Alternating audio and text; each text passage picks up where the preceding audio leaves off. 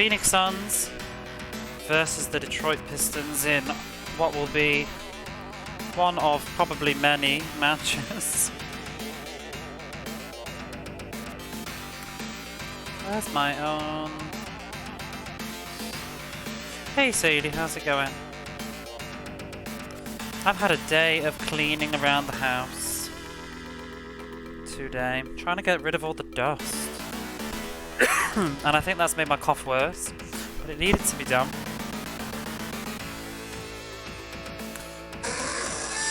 Oh, which reminds me, oh, do you know what? I've done the worst thing. It is not raining, is it? No. I've left my laundry outside.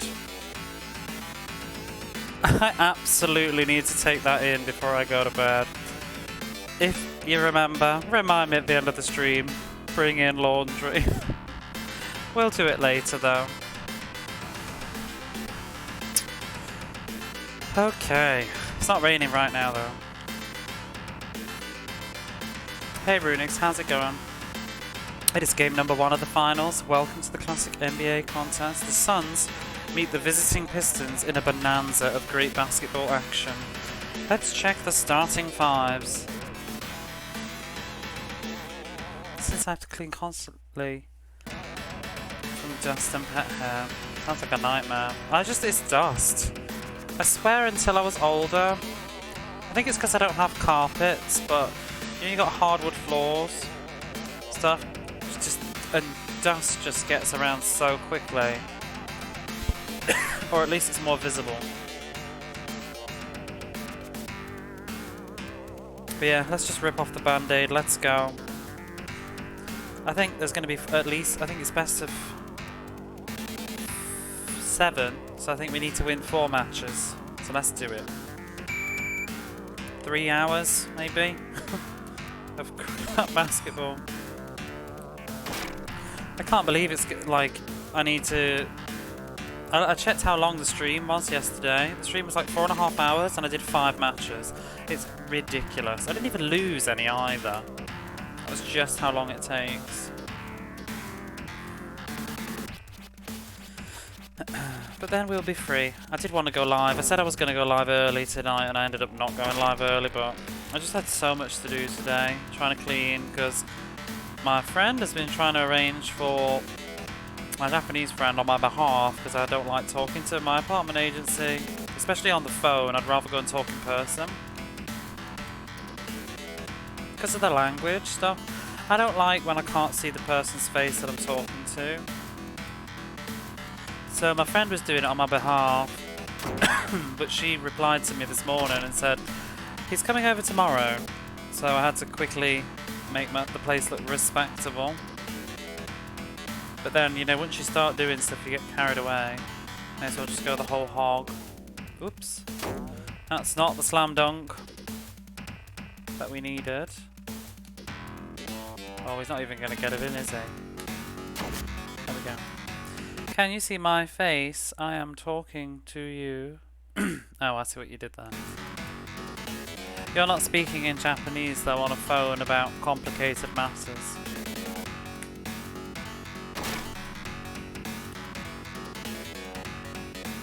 Body language, like, I don't know who speaks other languages, but body language is a huge part of understanding.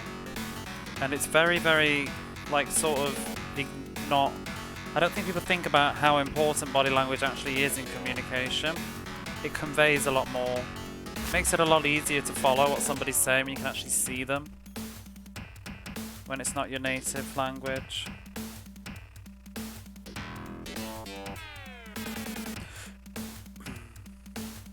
And also, it makes it easy for them to understand you, I think, too. Like, they can tell, because they can tell when you're confused, because your face shows it. So, speak English and Spanish. Is Spanish your native language? How do you find speaking English over the phone? Or Spanish if it's not your native? I mean, not that it's impossible, I just find it's harder.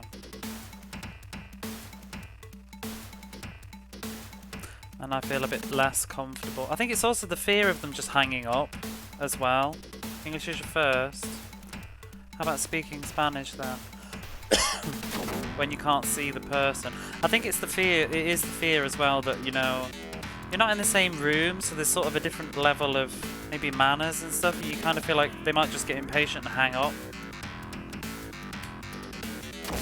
Whereas like in person, it's not like they can just walk away. Not that I mean, it has actually happened to me once. Not really very often though, but it did happen once. What? I rely on their tone and how they say things, yeah. If I can't see them. But I mean, like I said, it's not impossible, just harder. I'm less comfortable on the phone.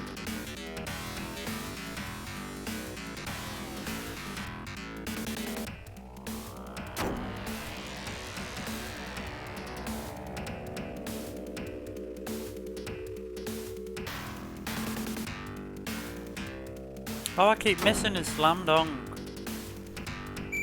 Oh, bugger off.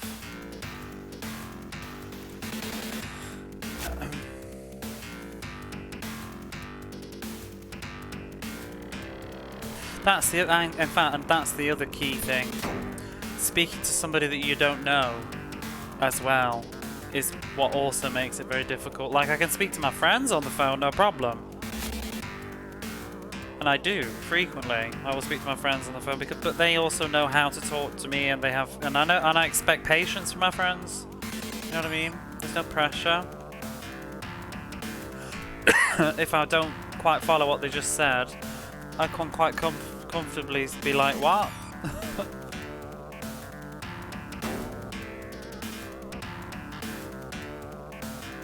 In fact, because obviously the friend that's been calling on my behalf, I speak to her in Japanese because she doesn't speak English.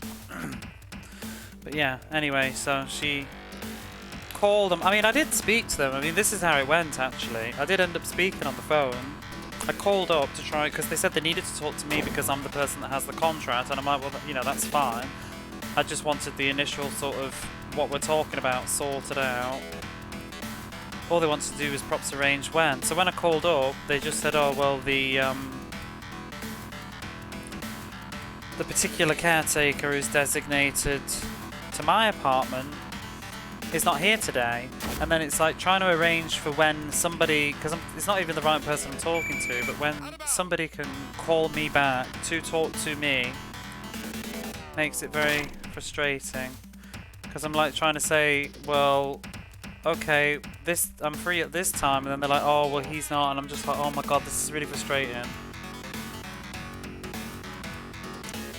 I can't do these times because I have work, and I think a lot of normal people, like in normal life, would just say, well, I can call you on my, I can call you on my lunch break at work, but I don't have a lunch break in my job. I have a break later in the afternoon, but anyway, I don't really want to call somebody on my break. It's stressful. I don't have a place to go to make the phone call with some privacy. It's uncomfortable.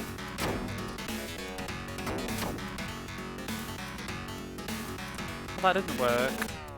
So I would rather call at home, because I might want to write something down or quickly use a dictionary. I can't use a dictionary while I'm on the phone, unless I'm in front of my computer. Something I'm not following. It's just extra stress.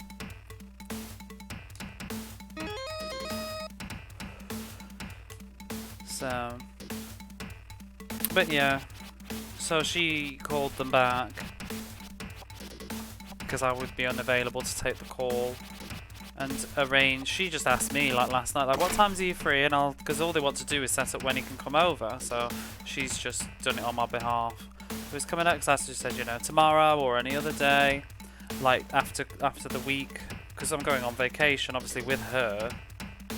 So she knows that I'm not free on Wednesday and Thursday this week.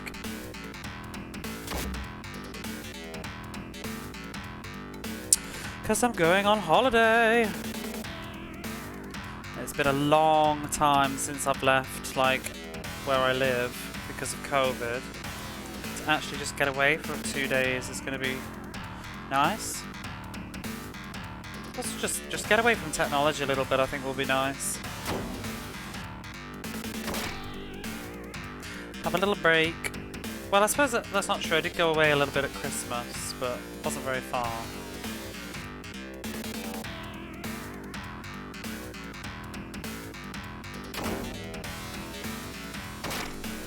I kind of forget that not everybody else is off this week, so I want to say like, oh, what are you all doing for the holiday next week? But it's not a holiday for anybody else, is it? Hey, Kelmo, how's it going?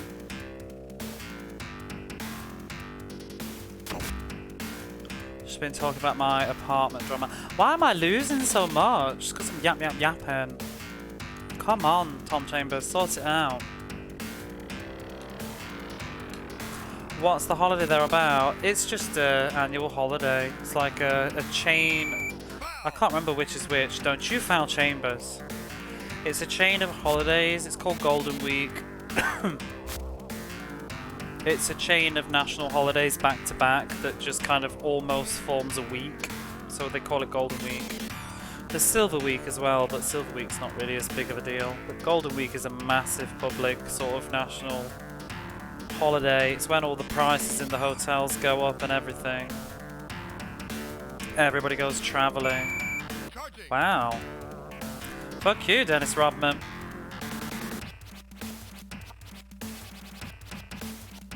So I also checked the internet today about Tom Chambers, and it seems that he did a really incredible dunk in 1989 or something. And it looks like he's... I haven't watched the video footage yet, but the images that I've seen, it does look a lot like this signature move that he's doing in this game.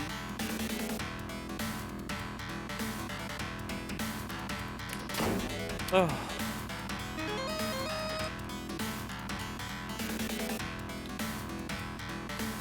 Golden Week, everyone is off pretty much, yes. I would say, you know, other than the essentials like health services and stuff. But most jobs are off.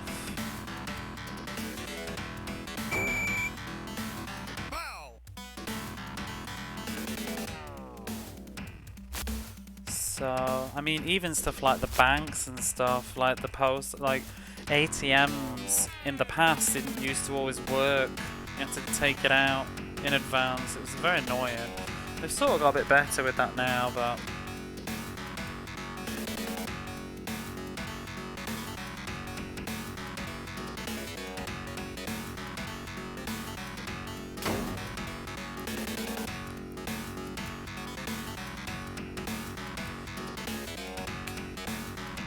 Oh. Are there any events specific to it? I don't think so. It's just some holidays. I mean, maybe there are, but maybe I just don't recognise them. I mean, there's other holidays. There was the Children's Day recently, which is when they hang the big fish, the koi fish things on like poles. That's just gone by, I think, because I've seen them all hanging up ready for it.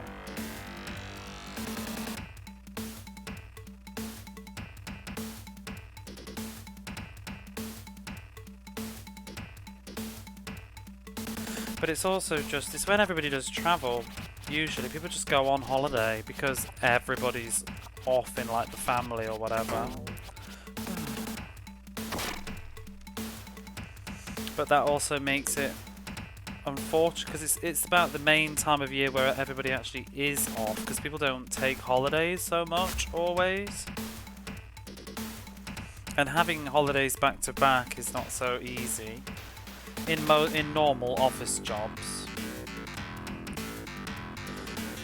So a lot of people do their travelling at this time, but unfortunately that the tourism industry knows it very well, and prices go through the roof, and hotels are all fully booked, and it's kind of shy.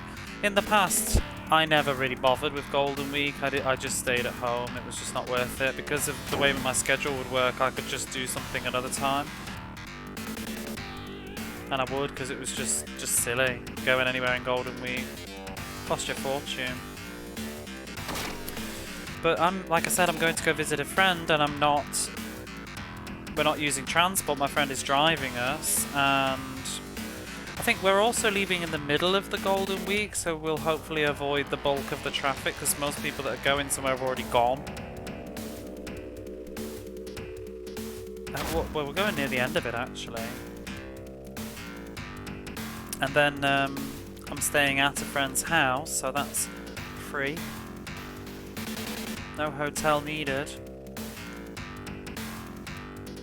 It will be busy where we're going though, because she lives in a sort of touristy kind of place. Obviously I'm not going to say exactly where, but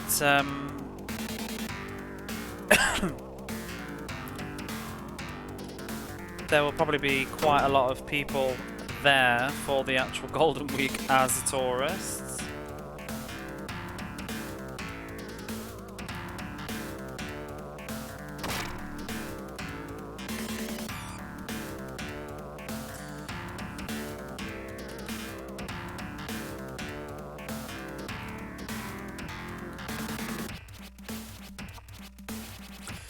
Yeah, I'm off work until the following week. Not next week, the weekend, that week after.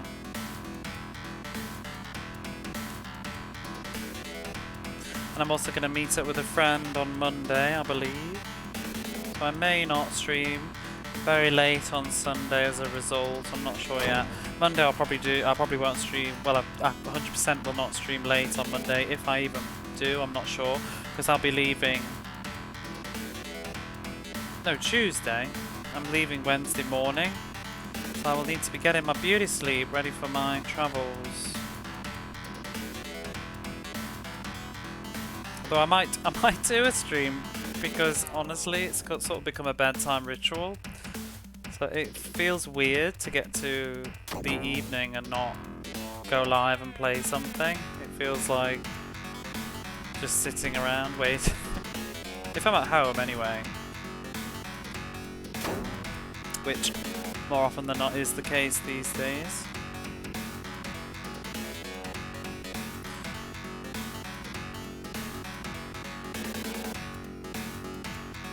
A lot of the problem with me though in the streaming is it's not so much streaming late that's the issue, it's the fact that when I finish streaming I don't always go to bed afterwards. I end up messing around on like Discord or Twitter or whatever after, or like if I've raided somebody, sometimes I'm dossing around there a bit, especially when I don't have work the next day, like, you know, like last night, or was it, who did we raid yesterday, was it Sliding Sloot? I'll end up like chatting to her for a bit, which is not a bad thing, I like to chat to her, but then I end up going to bed, you know, an hour later than I actually finished streaming.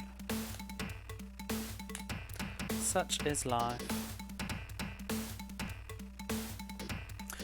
But that, unfortunately, there's a lot of nice, like, sort of British streamers that I wish I could watch, but they're all streaming at like 5 in the morning for me.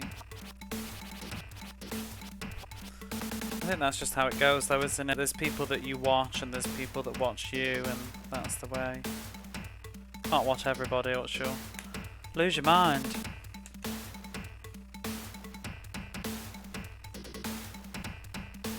Just have to not take it personally, I guess.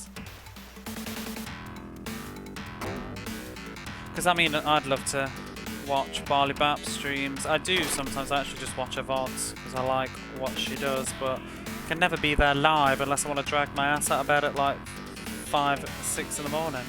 Which, unfortunately, you know, I love sleep a little bit more. Oh, get out of the way.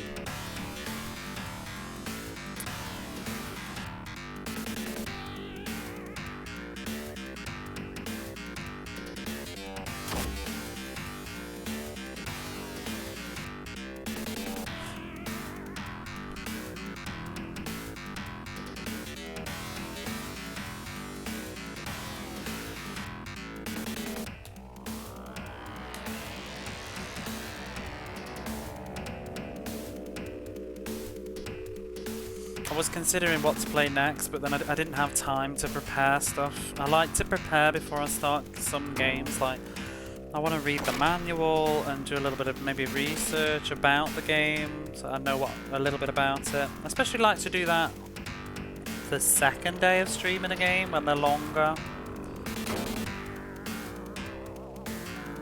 but I do like to read a bit about them. And I was looking at the next one to this, the Bulls versus Lakers, but I think it's going to take a while to do. I don't know. I might crack on with it. Not tonight though, I don't think. I think it's going to take probably a full evening at the least. I want to check how long. I need to check the modes out in my own time. I want to see what we're dealing with. But more than anything else is I think I just want to read the manual and see what's changed. I can't imagine, because looking at videos footage of it, looks like the same game, just with Star under the feet. Oh, move! They keep blocking me from getting to that little spot. But then there's a game that came out just after Bulls vs Lakers, which is also EA. Came out in '92, and I think it's sort of, if you want to go by EA basketball games, it would be the third one, but it's not part of the series as such. It's oh my god, he's still not doing it from there. Does that go in? Okay. Jordan vs Bird, which apparently is a really old game on the Commodore 64 originally, from like the 80s. What if the only change was removing Tom Chambers' Super Dunk?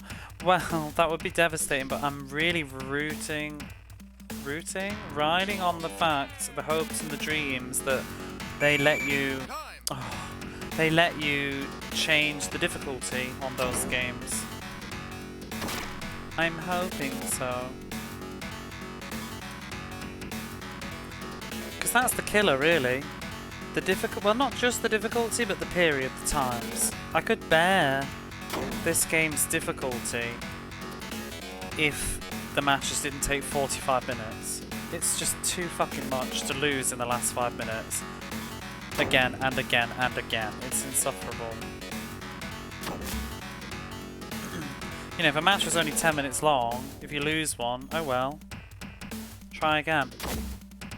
But when, you know, I've played 3 matches in like a 2-3 hour stream and lost all of them, it's kind of a bit of a joke. Remember Jordan vs. Board on the NES? So there's a Mega Drive version of it, and apparently it's the most technically advanced version, but it's still not very good, I don't think, because it's very bare bones. I have it ready to go though. If I've got nothing better to do tonight, I might actually put it on after this, because I don't think it's going to be a very long game, provided I can actually beat it. I don't think there's a lot to it. I have not played it before though, really. Because there's a few other games, you know, but because I've started so late, I don't think I've got time, unless I do Mario, Lemieux, Ice Hockey, or the RB Baseball, if they've got a password system or something.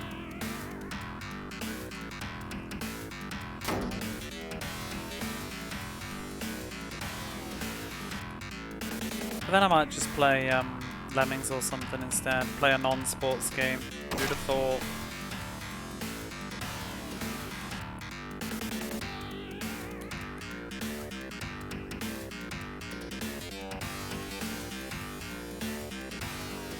God, this player here, he will not get out the fucking way, will he? Ooh. This hotly contested battle is still up for grabs. And now, back to our game. We've got nothing to say. Oh, because it's the final, there's no other teams, are there? Playing. Fatigue.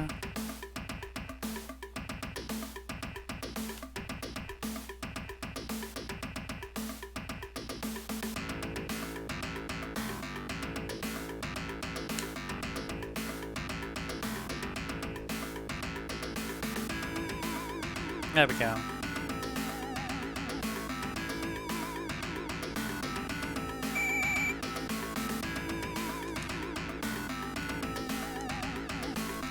Oops. What am I doing?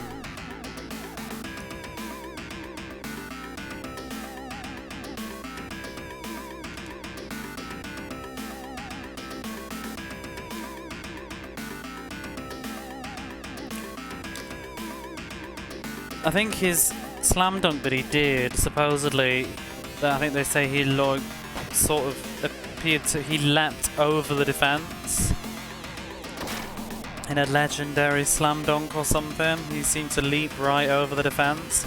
So I guess that's sort of what's going on here.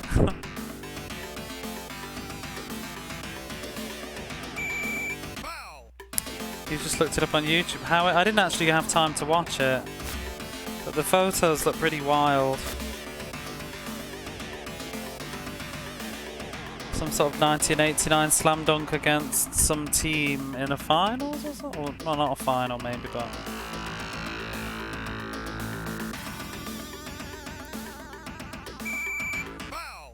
Oh, bugger off.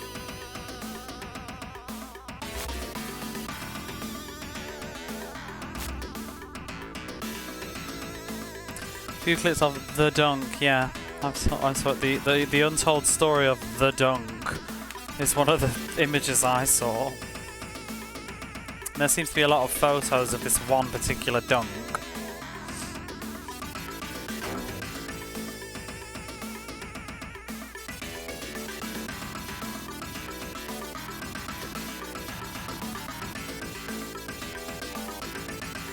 The dunk that changed the world. Well, it changed my world. Thought it was going to be here all day.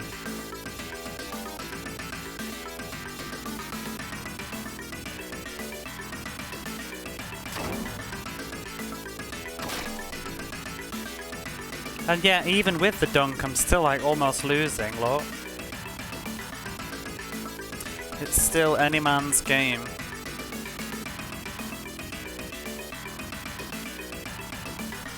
And you know, if he gets disqualified, then I'm in trouble. Which has happened a few times now. I've had to win the entire second half without him. Just had to play really well.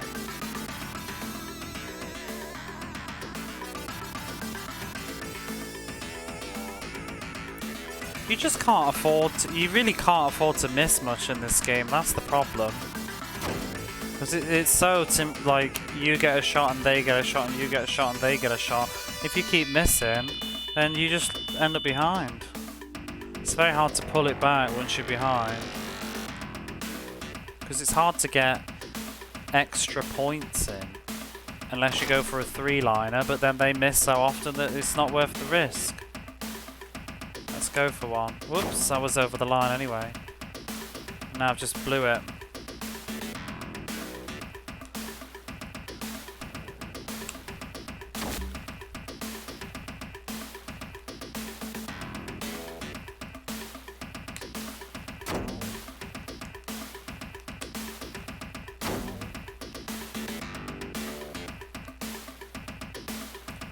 Shouldn't have gone for that one either.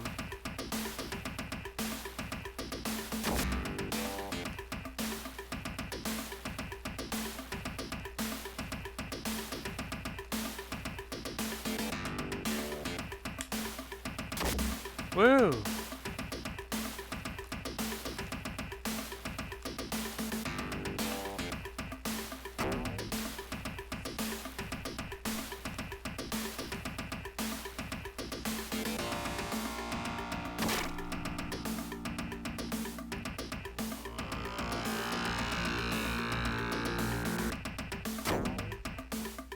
You're joking.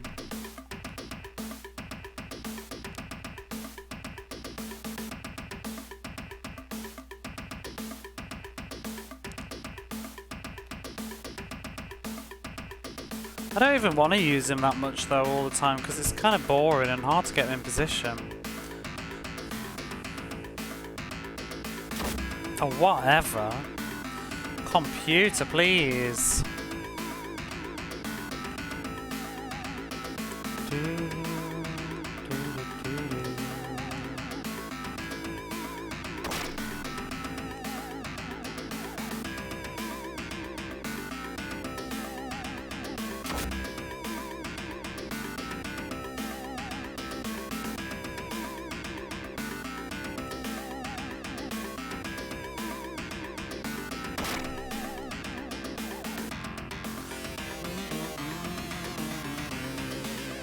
I mean, it seems like all they did with the next game after this was remove the music and add a star. I guess it saved them money.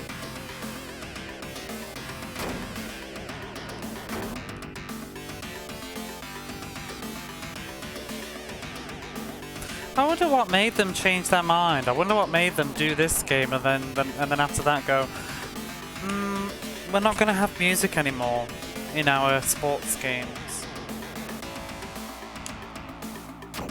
What other early? What else was an early EA sports game? Was this the first one? Not even sure.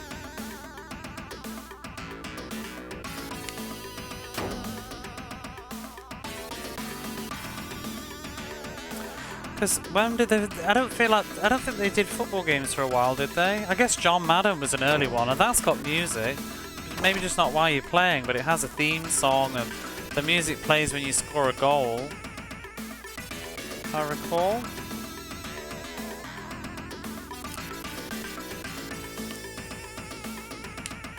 I mean, when was EA Hockey? Does that have music? Most of the other sports scenes around the early 90s. Yeah, this one's pretty damn early. I feel that's why it's got music. And obviously EA had published Road Rash as well. That'll be why they have this. Oops. I don't know whether Road Rash was after this though. I guess it probably was.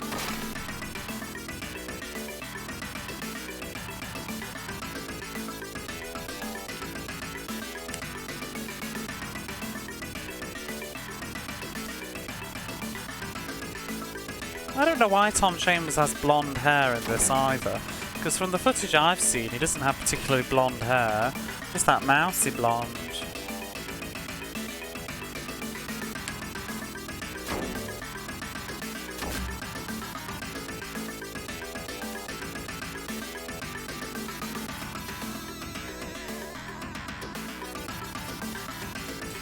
Hockey games didn't have hockey.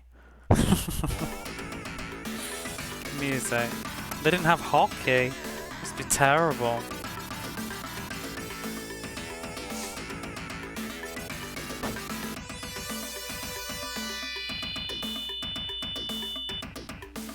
I don't know if EA did though, I don't remember playing it. I wonder if it did. I'm pretty sure NHLBA 93, whatever it was, did not. But maybe EA Hockey did. Maybe only that one had music. It's a shame because I really do.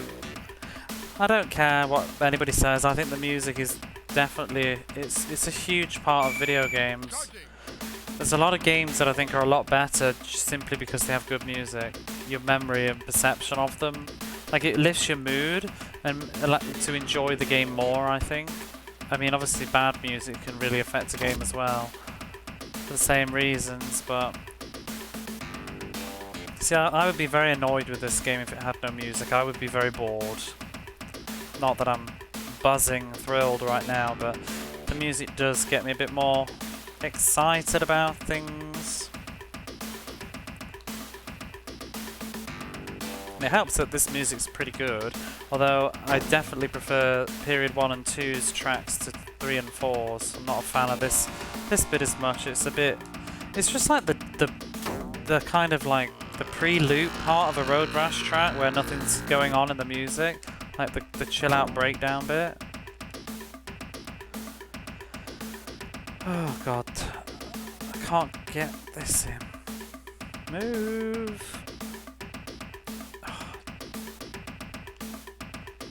Probably because they're trying to be Sims. Yeah, but I was talking to my brother about this earlier on the phone because we were just having a chat on what I've been up to lately, playing all these crappy basketball games. Hardy horror. And it's like I was saying, like, if you're gonna, I think they wanted to do all this simulation realism, but it wasn't the right time period. I think technology wasn't quite there yet. Because just talked about what my brother bought, how we had FIFA 96, and my brother didn't like it, and I certainly didn't like it because I didn't like football. But then he bought FIFA 98, which was much better. I enjoyed playing FIFA 98, and my brother enjoyed FIFA 98 too, but it's like, that was realism too, but they just had the technology to match it with like the live commentary, the live commentator, and the real sort of crowd sounds and stuff. It worked a lot better than this era's, which just had that kind of generic stock static clapping sound and total silence and just whistles blowing. It's really like dry. I mean, imagine this without any music. It'd just be that with that fucking ref going foul all the time. Everybody's knackered, aren't they?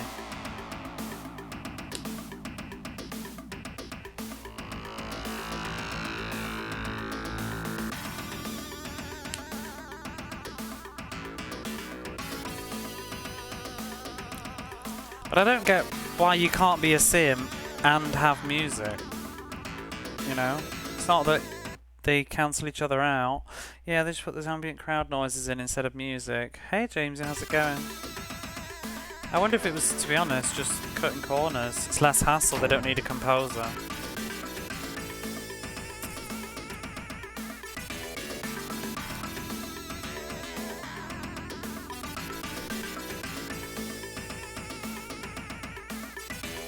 I mean, I think in like current gen games, like really modern baseball or like golf, random ass music is going to sound out of place, but I think we live in a different era now where game music tends to usually be more like environmental than actually hummable.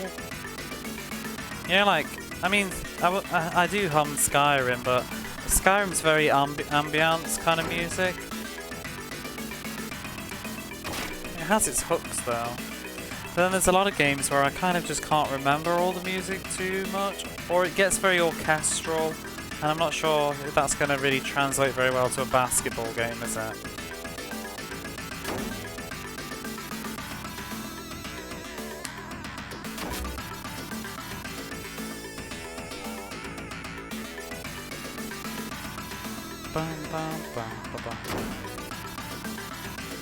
Were you here yesterday, James? I can't remember now. You have to excuse me. I know that sounds rude, but the days blur together now. I know that you were playing this, but that was 2 days ago, right?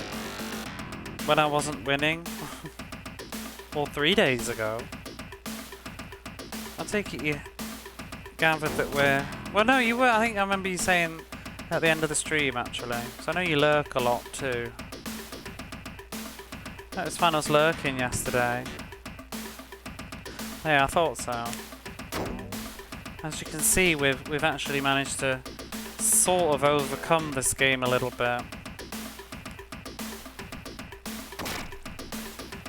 I get a bit rubbish at remembering who was here when and who saw what and which conversation, because obviously I just kind of ramble to myself a lot of the time too, so I don't know who specifically heard what. And you know, when someone's not actively talking in that exact specific moment, because I do this when I'm watching other people, you never know if someone's like just, you know, tabbed out or boggered off for 20 minutes, gone to the shops or whatever and come back again. Hey Runix, how's it going?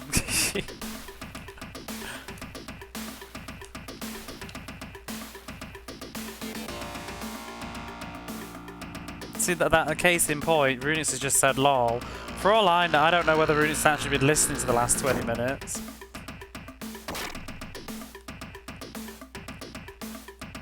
And it doesn't bother me either. You know, people don't need to hang on to every single second of this gripping basketball game. Being able to having coffee and breakfast. Because I mean, I do that. Sometimes I just listen to streams and I zone out a little bit, like I'm reading an article at the same time. Or today I was listening to Dreamy doing the stream. She was playing God of War. I wasn't watching, but I was just listening while I was doing all my chores and cleaning. So I was kind of just zoning in and out of the conversation, but not typing. Every so often I might type a sentence with a sassy remark, but that'll be about it. And then I actually, I mean, I left the stream for like about an hour or something, and then came back again. She doesn't know whether I've been gone or not. Talk about music, Red Rush isn't great without music. I could imagine. The music on Road Rash really gets you pumped. Because are there ports of Road Rash that doesn't have music? Because I know the Amiga one has music, but I'm not as hugely into that. I know Retro and Ross has been playing that a lot. I just noticed they run so slow. Who? These people? Some of them do, yeah. They have different speeds. The short ones tend to be really fast. And also it's about the stamina too. Like, blonde-haired guy is really tired right now because his stamina's like gone.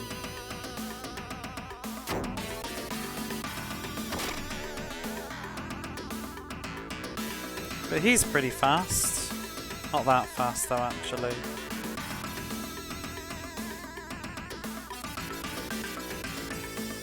Oh, move, you asshole. Turn it off on 2. Play this without music. Well, this one.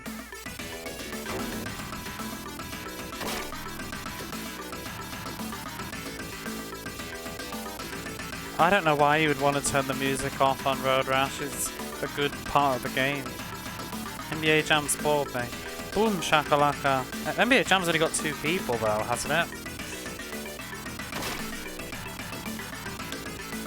I do like NBA Jam, but I think it's, I have to admit, I do think it's somewhat unfair to compare the two because they are going for a different vibe. Like NBA Jam is very arcade based. This is trying to go for a more authentic experience. I don't think this game has nailed it though, but also this game came out, what, 3-4 years before NBA Jam? I'm hoping that some later entries in the EA's efforts for basketball games will have improved things. I think this game has good intentions, but missed the mark. For me. I've heard a huge criticism from the videos I was watching. Well, just one person really, who was doing a tier list of the basketball games on the Mega Drive.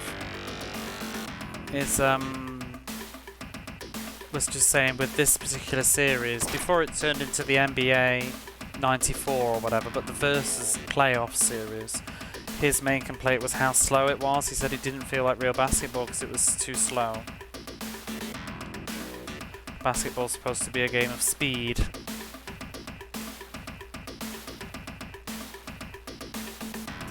But I think, he said, I think some of the later entries were better.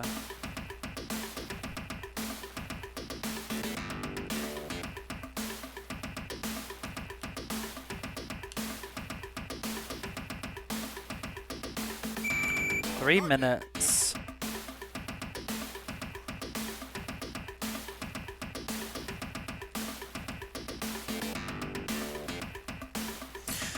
Yeah, I played one of the NBA Jams.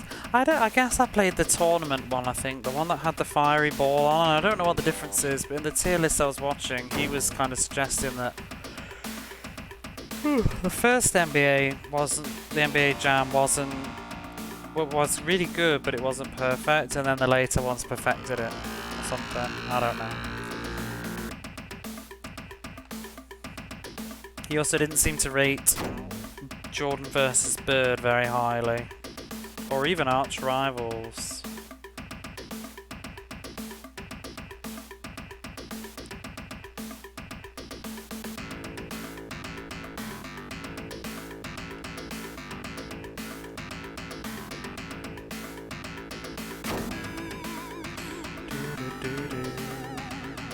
Oops.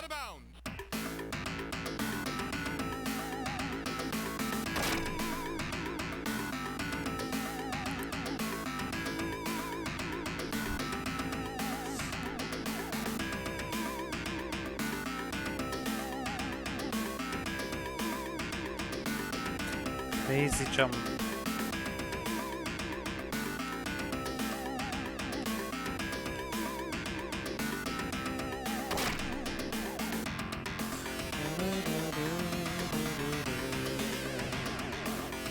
Oh, whatever.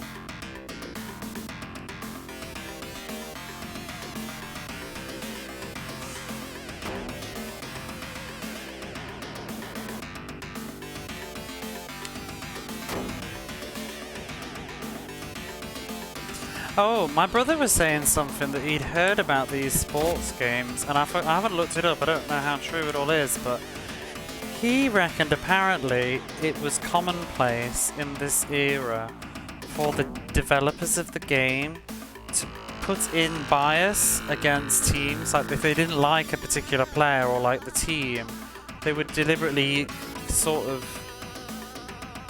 sabotage them and make them actually kind of shit.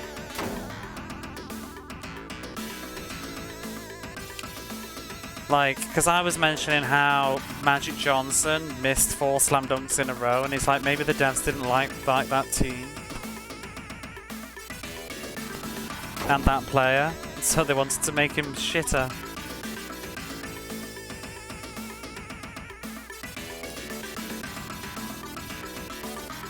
The developers made his favourite player really high stats. Yes, that would be probably be one of the things. I'm wondering if maybe the developers really like Tom Chambers. Ooh, there we go. 1 match down. Get your password.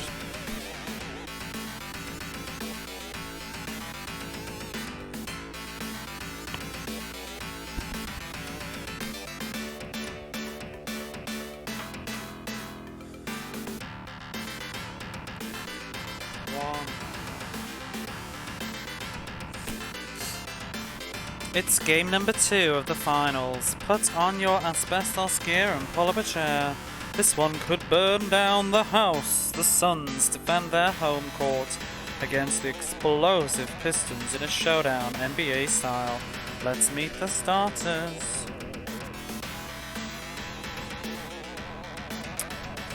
See, I have to agree. I was also just talking. We were just talking about sports with my brother, and I don't really know anything about sports, but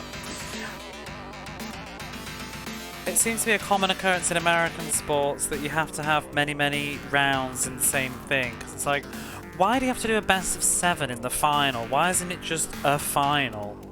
It's not a final if you have to do it 7 fucking times, is it? It should just be you play the match and the end. It feels like it's just dragging it out. It's like with Harry Potter. So this is a really stupid analogy. I don't know where I'm going with this. I was just going to say, it's like with Harry Potter with the final book, why they made it into 2 films. There's no need for it to be 2 films. 1 film is fine. It's just dragging it out. Rugby football, the only sport without series. Good.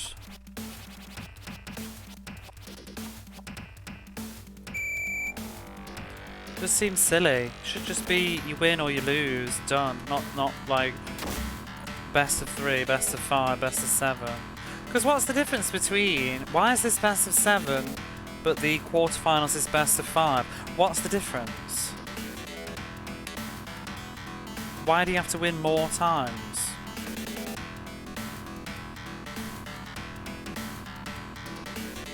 Or less?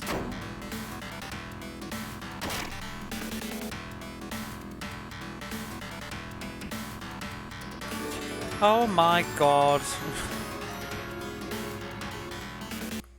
Quantum Y. You bring in people. Thank you for the raid. Let me give you a shout out and sit up a second. Sports graphics. This is the final of many finals. Nomad, thank you for the follow. I think the logic is that these sports have really long seasons. Having a single game decide the playoff match doesn't really make much sense. Well, why do they have to be long seasons in general? Why do you have to play like 30 fucking matches to decide a league? Basketball graphics, hey, but oh my god, I'm getting double raided. Hang on a minute.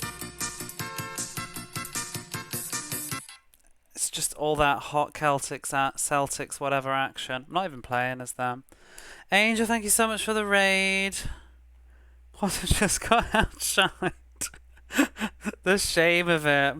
No, I'm really thrilled because I think this is the first time Quantum's raided me, so that's make me buzz like someone's mom. Nomad, hello. Slinky Avenger, basketball graphics. Hey Brits, pay attention. Is this NBA Jam? If that makes you happy, we can say yes. But no, it's not. Oh, bog off. See, look, I've got the shot clock now. No, this is Celtics, Lakers versus Celtics and the NBA playoffs. It's actually the Phoenix Suns and the Piston Detroit's whatevers in the long drawn out finals. And we are playing the Phoenix Suns because of this blonde haired guy that you can see running around who has black shoes on because I'm controlling him. Piston Detroit whatever, exactly. PDW for short. But this guard on the basketball court, Tom Chambers, and he's gonna get shot clock. Fuck. Is that a foul? Is a shot clock a foul? Because I need to be careful. We can't lose. Let me check. Timeout. We can't use Chambers. No, he's got no fouls. He is the star player because he's how you cheese the game. I'll show you in a minute if the game will allow. Where is he? Up there.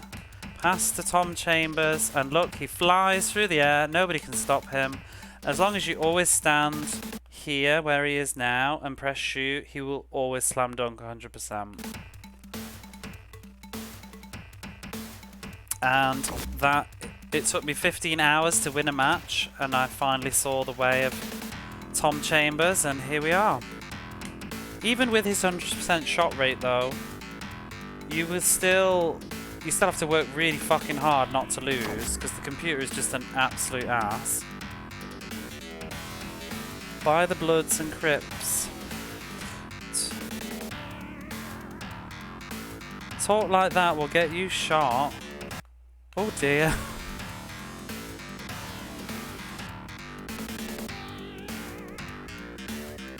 But trying to actually get the ball off the computer will often just result in you being called out for a foul. So you're best off just letting them go their own way.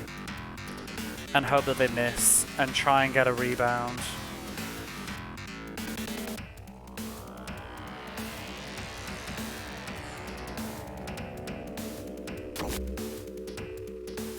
Because unfortunately for the tournament mode, this is the worst part of the game.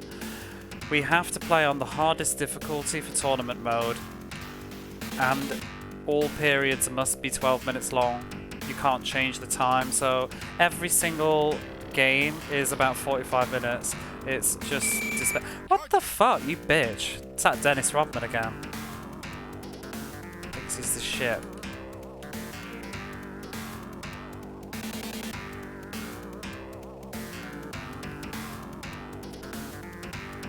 By the Bloods and Crips. What's the Crips?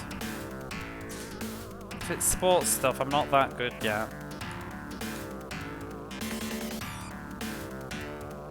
Oh god, the computer defense sticks to you like glue as well. Basically reads your inputs.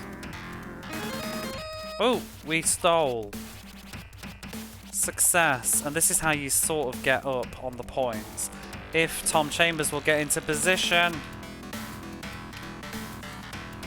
Gangs that will shoot for insulting their team. Ooh.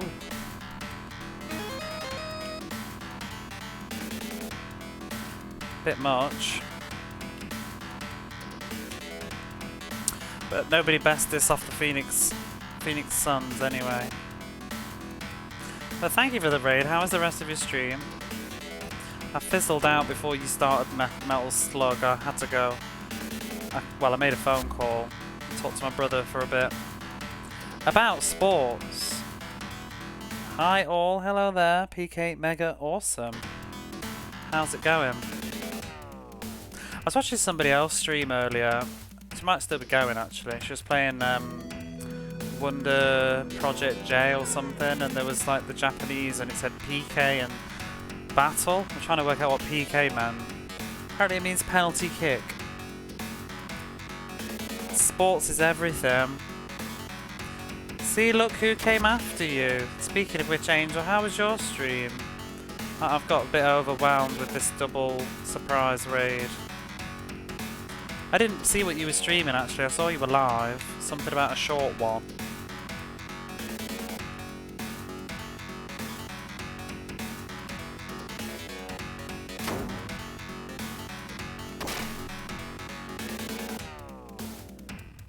That Mario Golf don't look bad though.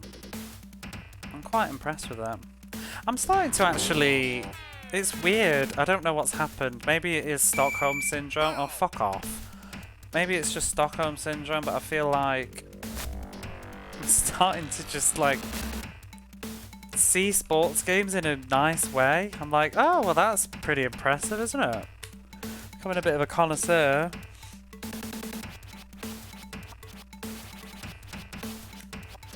It's quite bizarre. I did not predict that in the good year of 2022 I'd be sitting in my home by myself in the dark at 1 in the morning playing Lakers versus Celtics at the NBA playoffs on the Mega Drive. It's not really where I saw my life going. Mistakes were made.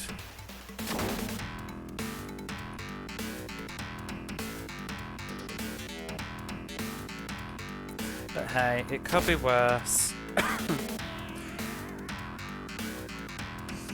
Could be playing Tecmo World Cup. I want you to play Tecmo World Cup sometime, Quantum, but I don't really want to nominate it because I don't want you to have to play it forever. I just want you to just experience it once. Would you ever do a stream where you just play some games that are bad but don't necessarily commit to them? Because I don't think I want to see you playing Tecmo World Cup more than once. Otherwise I'd nominate it.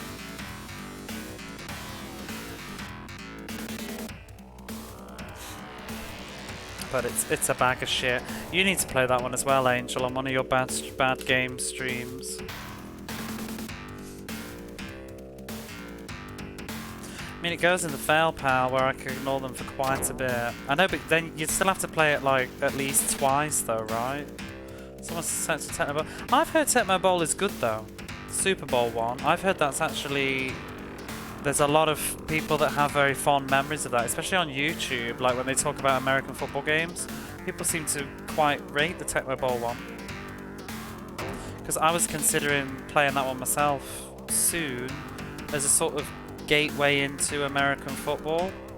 Because I've tried John Madden and it's too much for my brain.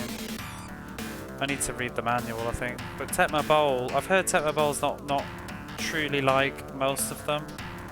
So it might be a bit more of an entry point. That or Mutant League. I don't know. I think each of these sports games I just need to find an entryway. Remember growing up, every mag was like Madden is so good. Yeah, because I was... Well, that must be why then. Maybe that was a thing in the UK. Because, like, we don't really watch American football. But I was talking to my brother earlier about sports games and he said that he'd played John Madden. I'm like, really? Why? He was like, oh, my friend had it. I have no idea why he bought it, but he did for some reason.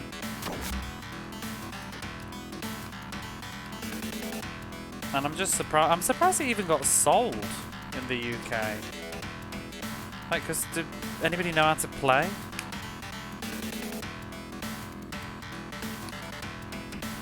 You know, back in the 90s, where could you even watch American football?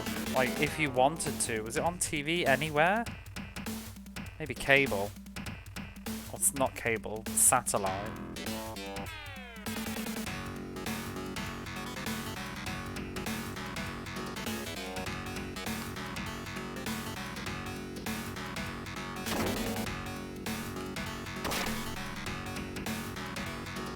Maybe Channel 4 at 4 AM. That would sound about right.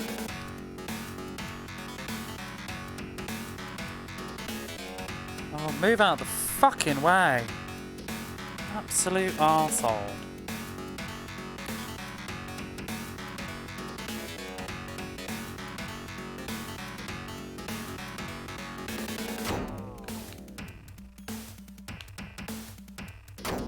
Whatever.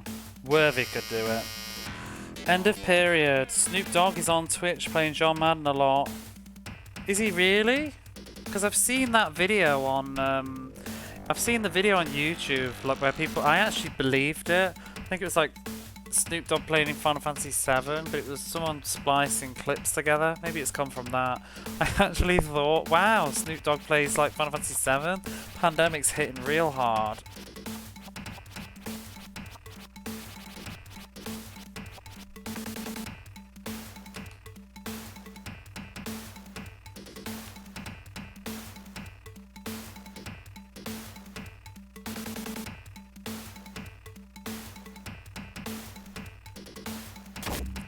Unfortunately though, I think you raided me, right? In the first period. So just think about this. You raided me in the first period and we're only on the second period now. And there's 4. This is how long basketball in this game is. And this is why I'm very much a firm believer of the camp that realism in video games doesn't necessarily equal fun.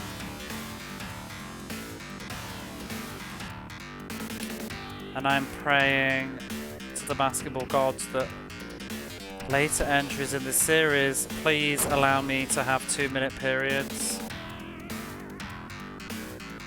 12 is just excessive. But we have 2 more matches to go, and then hopefully I will be crowned the champion.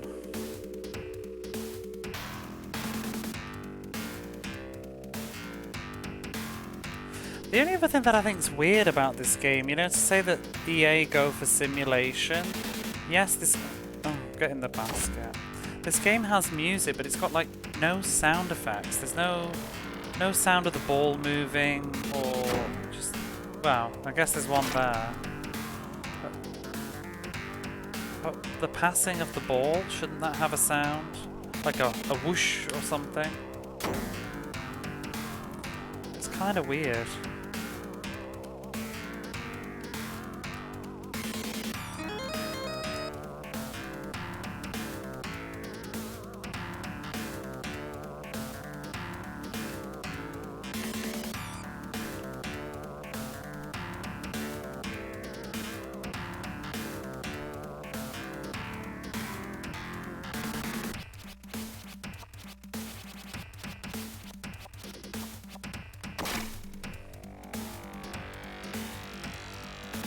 Oops.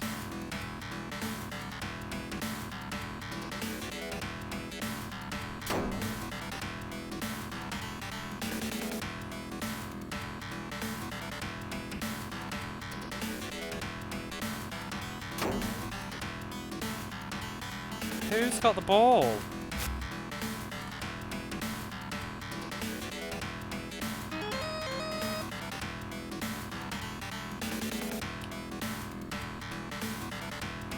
Down.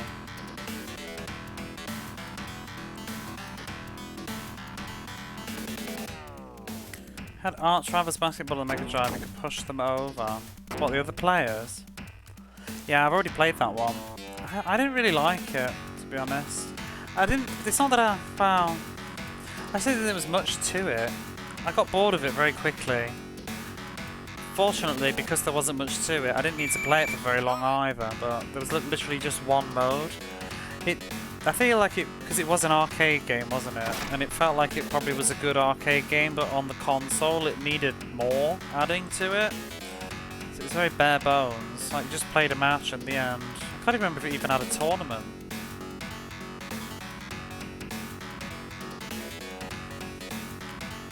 But I guess, as they say, it was the precursor to NBA Jam. So it can't be all bad. You can sort of see as well in how it plays that it's got the framework for what would go on to become NBA Jam. I liked the little sort of scenes between stuff. I liked the graphics too, actually. It had some sort of very weird kind of, I think it was like a parallax scrolling effect which gave it a sort of pseudo 3D thing that was neat, but like I said, it was just a very sort of simple game. There wasn't much going on. I bet it would have been fun for 2-player though, but 1-player, yeah, I played a match and was just pretty much like, yeah, I think I'm done here. There's not much else to do. Not that this is particularly that much more exciting at this point, but at least it's got a tournament, I guess.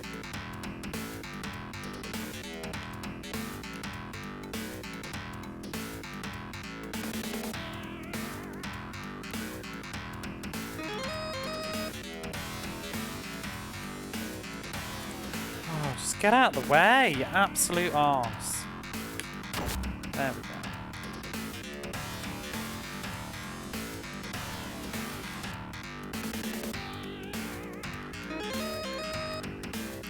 Yeah, I got it. Bam. Oh, for God's sake. Shenanigans. Thank you for the follow. Did you come in with a raid? Or just coincidentally popped in just after? Or raids?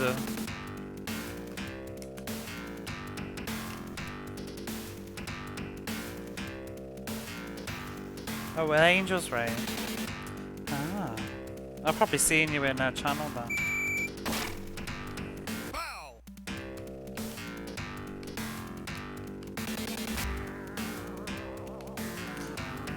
What was Angel playing today? If she was.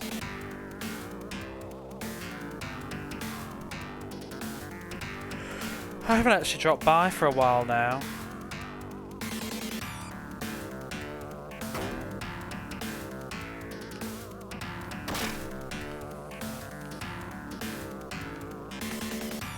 I think the last time I was in a stream was when she was doing toys. That must have been 2 weeks ago now. All the worst NES games on the Nintendo Switch. The Nintendo Switch. The NES Switch. Worst games on the Switch?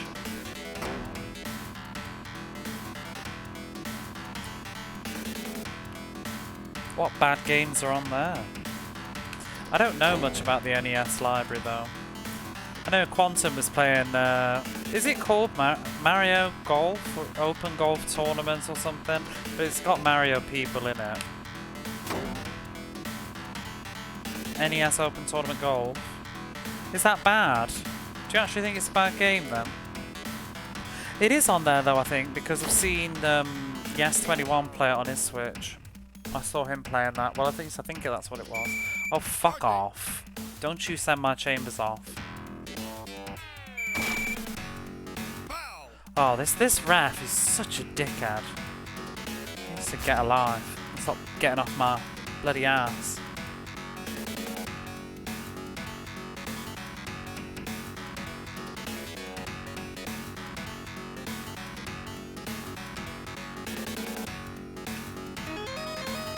Charge! Oh, just move!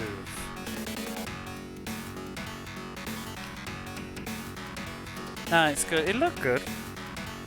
Those golf games, though, is that your first, like, sort of real golf game to play? Because I'd always dabbled in them as a kid, but I don't think I ever really gave a shit about, like, playing them properly. But now that I tried that Arnold Palmer one, it's just like, they're quite hard, aren't they? You know, to actually, because I think it's not so much that just that they're hard, but like the requirements to actually win seem very, very tight. Like, chill out. Like, I did the tournament for Arnold Palmer, and it's like, get this shot in 3 hits. I'm like, 3? Like, fucking hell, it'll take me 2 once I've got the green. God, yeah, and you fuck up so quickly.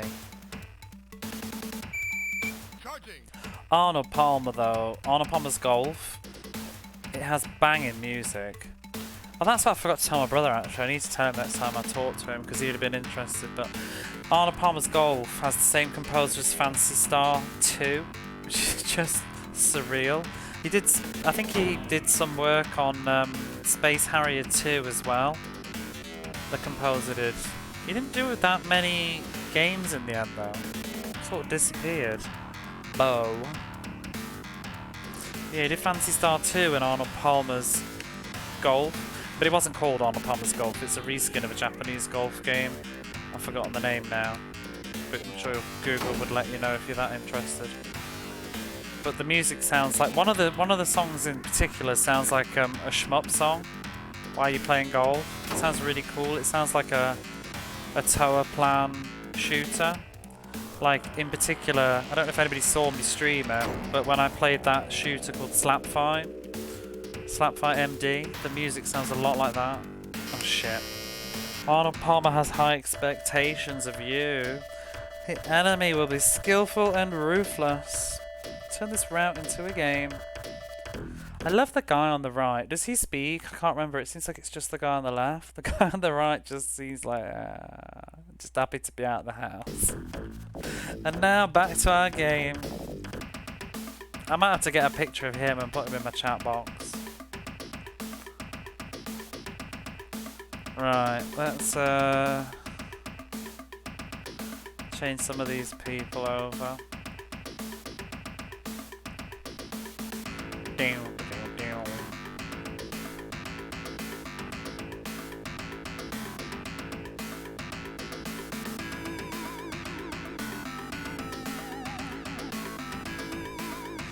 I think the thing for me, and Arnold Palmer's a really refreshing drink on a hot day. It is. It's an iced tea with lemonade, I believe. It seems to be the hottest topic whenever anybody mentions Arnold Palmer. The drink comes up. Why is it called an Arnold Palmer though? Like, is it literally he branded it, or which came first, the man or the drink? Why is it named after him? Is he mellow?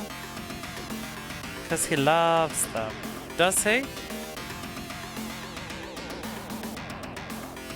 think he popularised it. Well, what was it called before him? When he was drinking it and saying, you should drink this, Arnold Palmer. What was it called? Just iced tea with lemonade? Iced tea-aid?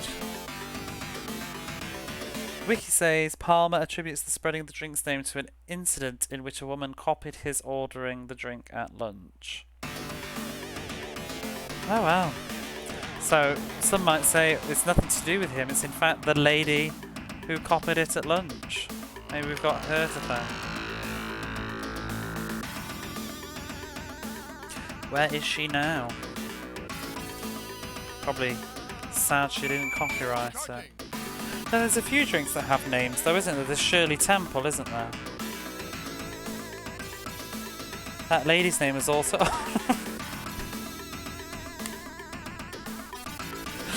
Devastated.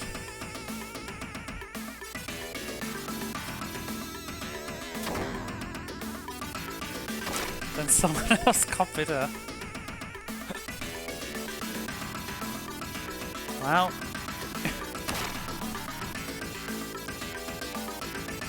It's just the patriarchy, isn't it? Squashing women's dreams. The original influence of Bloody Mary. But, I mean, I guess you can have a Bloody Mary, but it's not quite the same, is it? That famous celebrity Bloody Mary. Shirley Temple, what else is one that's like named after a famous person? I think we need a drink called the Tom Chapman. I don't really like to dox people, but Tom Chapman kind of amuses me because I did actually go to school with somebody called Tom Chapman. But nobody knows where I am, I guess, so whatever. What school I went to.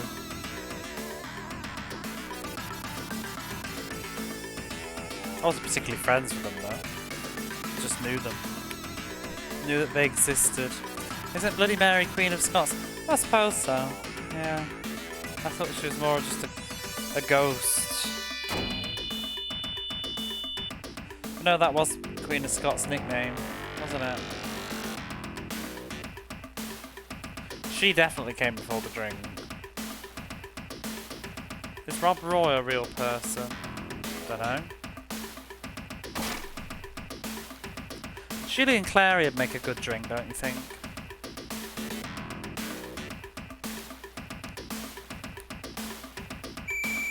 It'd have to be something like sort of with innuendo.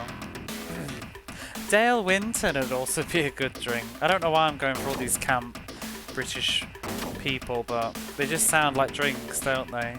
I'll have a Julian Clary, please. And a Dale Winton. You don't want a Bruce Forsyth, do you? No, it's a movie. The Tommy Lasorda. I'd love a Tommy Lasorda drink. I've grown rather fond of Tommy. We've been through it all. Me and Tommy have. There was times when I didn't like him because supposedly Tommy Lasorda, he had a son. I still haven't done all my research though, so I might be slightly wrong here. I'm going off what people in chat have said as well, so please don't hold me to it. But I did see that Tommy Lasorda had a son who was gay, and for all of his life, Tommy Lasorda denied that he was gay, that his son was gay.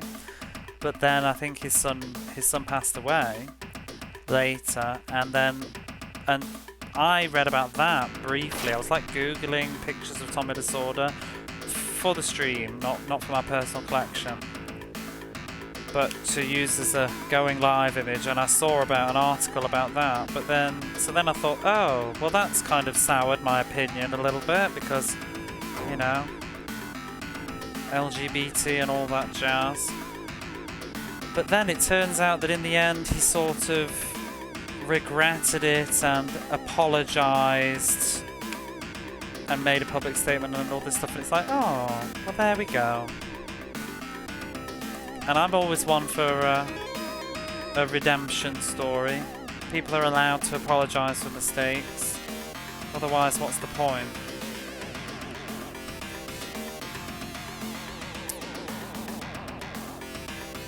And then Tommy himself passed away last year, wasn't it?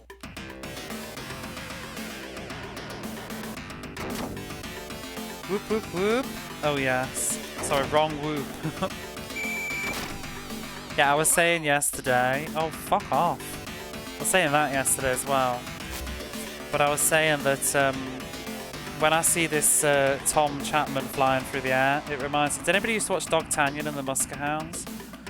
You know, in Dogtanian, he'd like fly through the air and jump over the opponent with his sword, and it'd be like whoop whoop whoop whoop whoop whoop. I used to love that. Such a good show. I remember I had a giant sort of knockoff, probably Chinese stuffed toy of a Dogtanian, but he was purple instead of red. But I loved him all the same.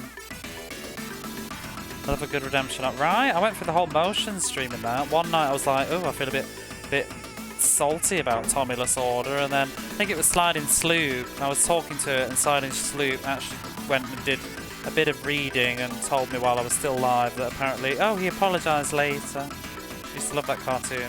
It's a great show. I used to watch the movie, which was a condensed version of the show. A couple of years ago I read The Three Musketeers, and... oh, okay. I thought you were going to say, and now I hate the show. Yeah, I haven't actually read it all, but I was reading The Three Musketeers before I moved to Japan to study the first time. I was reading it, and then I stopped reading it because I moved. But I read about a quarter of it, or a third, and it was fantastic. It was incredibly well written. And to say that it's like a rather old book too, I know a lot of it was to do with the translation, I think. The translation was incredibly good and made it very easy to read and a wonderful experience, but then I tried to reread it later in life and I couldn't get into it, and I realised it's because it was a different translator that I was reading, and so I've managed to hunt down on Amazon the exact same translator of the version that I read the most of, and I'm going to give it another go at some point, because the other version that I was trying to read was really dry. Felt a little bit too maybe literal.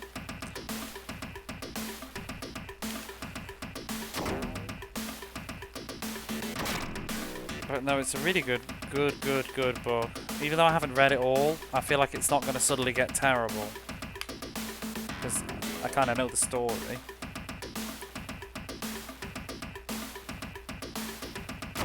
very exciting.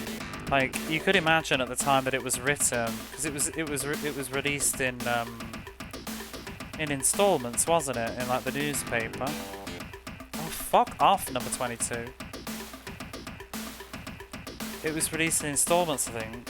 So you could imagine the people reading it back then, it would have been so exciting, like a, you know, TV drama. Must have been a really gripping book.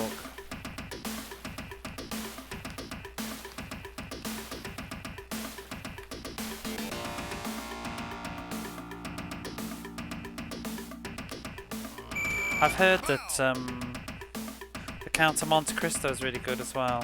I think my brother's read that and said it was good.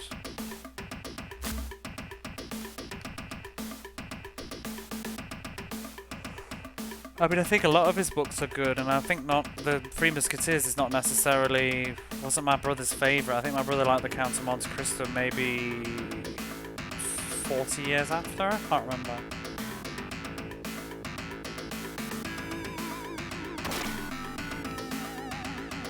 I don't even know the story of the Count of Monte Cristo though.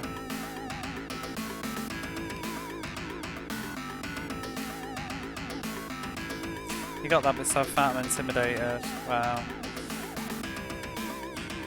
Just brace yourself and close your eyes.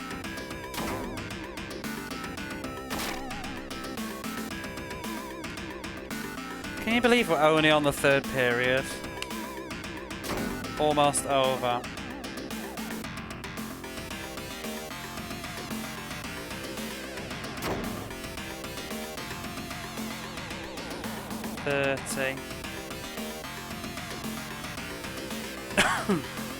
Got at least another 2 hours.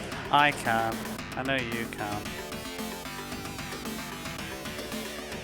Total change of topic, but I wanted to comment on Blaze underwear graphics. Well, I read your comment in the Discord, but maybe it's hard to know whether somebody has or not, yeah. But go ahead.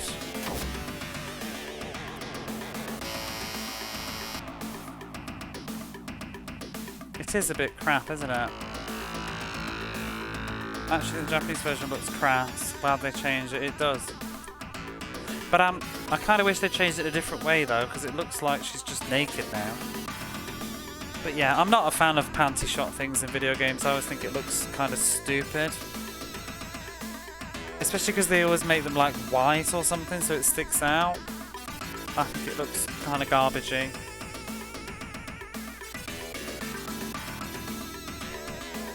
I think it's kind of gross in that sense, because Japan gets a lot of leeway with stuff because, oh, it's Japan, but sometimes Japan needs to kind of like just get with the world. I mean, I say Japan in a very generalizing, sweeping tone. I just mean in video games sometimes, because the one that strikes me, sex sells and all that, it does, but the one that really strikes me, and it doesn't really bother me because I still play it, and I wasn't deeply offended, but the one that I thought was kind of ridiculous was the trophy in Nier Automata, where you get a trophy for trying to look up her skirt many times, and if you try and look up her skirt, she hops out the way. I mean, that's funny. The little animation of her moving is kind of funny, but the fact that it's also a trophy kind of devaluates that and makes it kind of creepy, because now everybody's going to do it. Well, they have to do it. If you want to platinum the trophy, if you want to platinum the game, you have to do it. I thought it's kind of lame. For me, I think it's more just cringe. It's big cringe. Remember, yeah, it's just a bit cringy. It's like, fucking grow up. It's really cringe.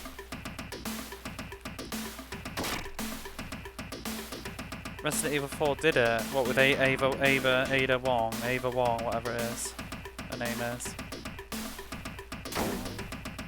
And I don't mind. For me, my own opinion, like, this is just my opinion, and I don't want to start a whole thing if anybody's particularly offended or whatever, but I don't mind overtly sexual things in video games, like that's probably perceived as anti-feminist. Like, for example, what I mean by that is Lara Croft doesn't bother me, and Ivy in Soul Calibur doesn't bother me. I really like them, but I'm sort of biased. I think some of it's because I'm a gay man, so it's almost like drag queen kind of culture. It's that sort of over-the-top ridiculousness, and I find it's kind of fun. But I can also see how it does bother people. Oh, look who's shown up. I personally see it as female empowerment. I do, but I can also... I've said that in the past. I see it's empowering, like Bayonetta. Oh, it should be empowering. But if I was to step to the side and actually think about it from a woman's point of view, it's not really. It's really not. Like Bayonetta, for example. Bayonetta is not empowering for women. Bayonetta is titillating for men. And so is Ivy in Soul Calibur. It's titillation that's disguised to look like... Well, but she's badass. She's a strong woman. Yeah, but she's also stark as naked. So, but Tomb Raider, Lara Croft herself is an empowering character, but the way that she was marketed is not empowering. It's all about how it's presented.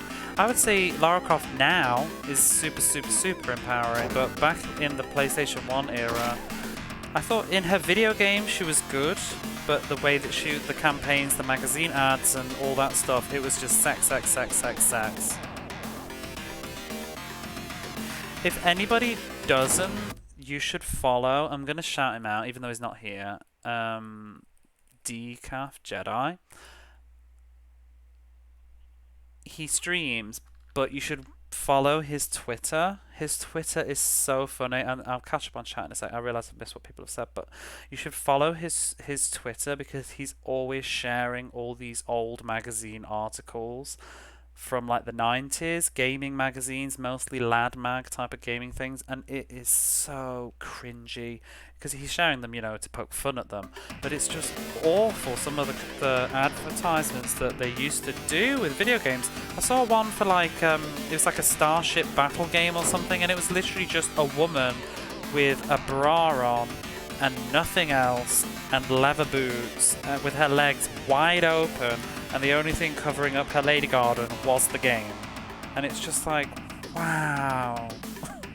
And you know, people try and defend this like toxic masculinity in video gaming culture, and it's like, and then you see the ads like that, and it's like, I think we forget how ridiculous gaming was in the 90s.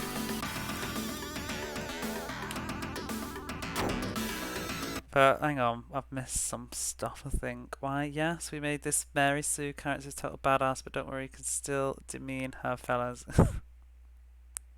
I like the RE thing, it made me laugh. What was the RE thing?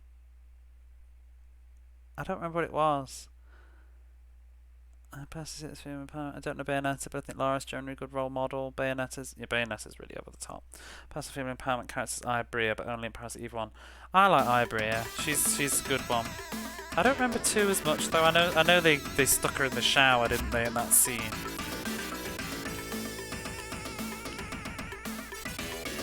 I remember there being the centerfold of Lara Croft in a US mag. Even then, I was kind of what the fuck. Yeah, hey Glyphix. I mean, they advertised Rayman by saying he has a huge knob. What? I don't remember this. Maybe I should be playing some Rayman.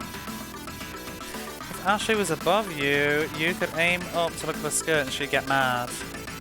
Under her skirt. Stop sexualizing Rayman. To Ashley, trying to look at her skirt, she called you a pervert. Damn right. But yeah, I'm one of those people who like, I kind of want my cake and eat it, because I kind of am like, yeah, I support women and I agree, and also sometimes if someone else feels upset about something, you can't, and it doesn't affect you, you can't, like, what's the word? on their behalf say that they are not feeling the right thing. But then at the same time, when I play Soul Calibur, I'm going to be Ivy because she's incredible. And I think she's fabulous and I love her. I love her ridiculous dominatrix outfit. I also don't think Ivy's one of the worst cases anyway, though. I think as a still image, she's very sexual, but I think the way that she is in the video game is not so sexual. So we're aiming 3, but it was still a bit much. Let me have a look. No arms, no legs, huge features. What the hell is that for a commercial? Like, what is that even? I mean, and it's somebody's job, isn't it? It's somebody's job to think of that. And somebody thought that was a good idea. Okay. Oh, hey, not Sadie, Sade. Are you looking at Rayman? Are you enjoying the hot topic? Taki is worse. Really? She has got that tight suit. I think if there was more normal female, less of an. I think you're right. I think that is what it is. And I also wish that there was more ridiculous, over-the-top, sexy man in video games, right? Where is my Alex pixel shot? But then, look at what we're playing right now. Look at this absolute long-legged, stunning man. Look at his legs as he goes flying through the sky. Woo! Buzzing. And he missed. Love Rayman. I've never played Rayman. I have 2 and 3, but I haven't played them. Fuck off.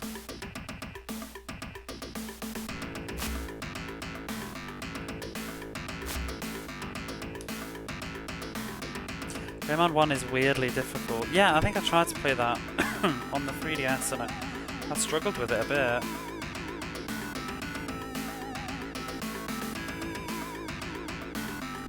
Gumby Boy. Is that in Rayman?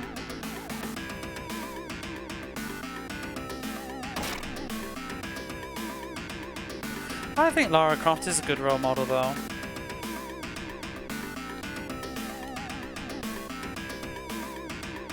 But she was whored around a lot. There's a lot of awful magazine pictures of her. Bless her. Who else was good? I mean, it's the same with one of the worst ones. And I played this a bit ago on stream. Do you remember Fear Effect? No, just the long-legged man. Well, here you go. Feast your eyes on this. Oh, I can't even. You'll have to do. He scored anyway.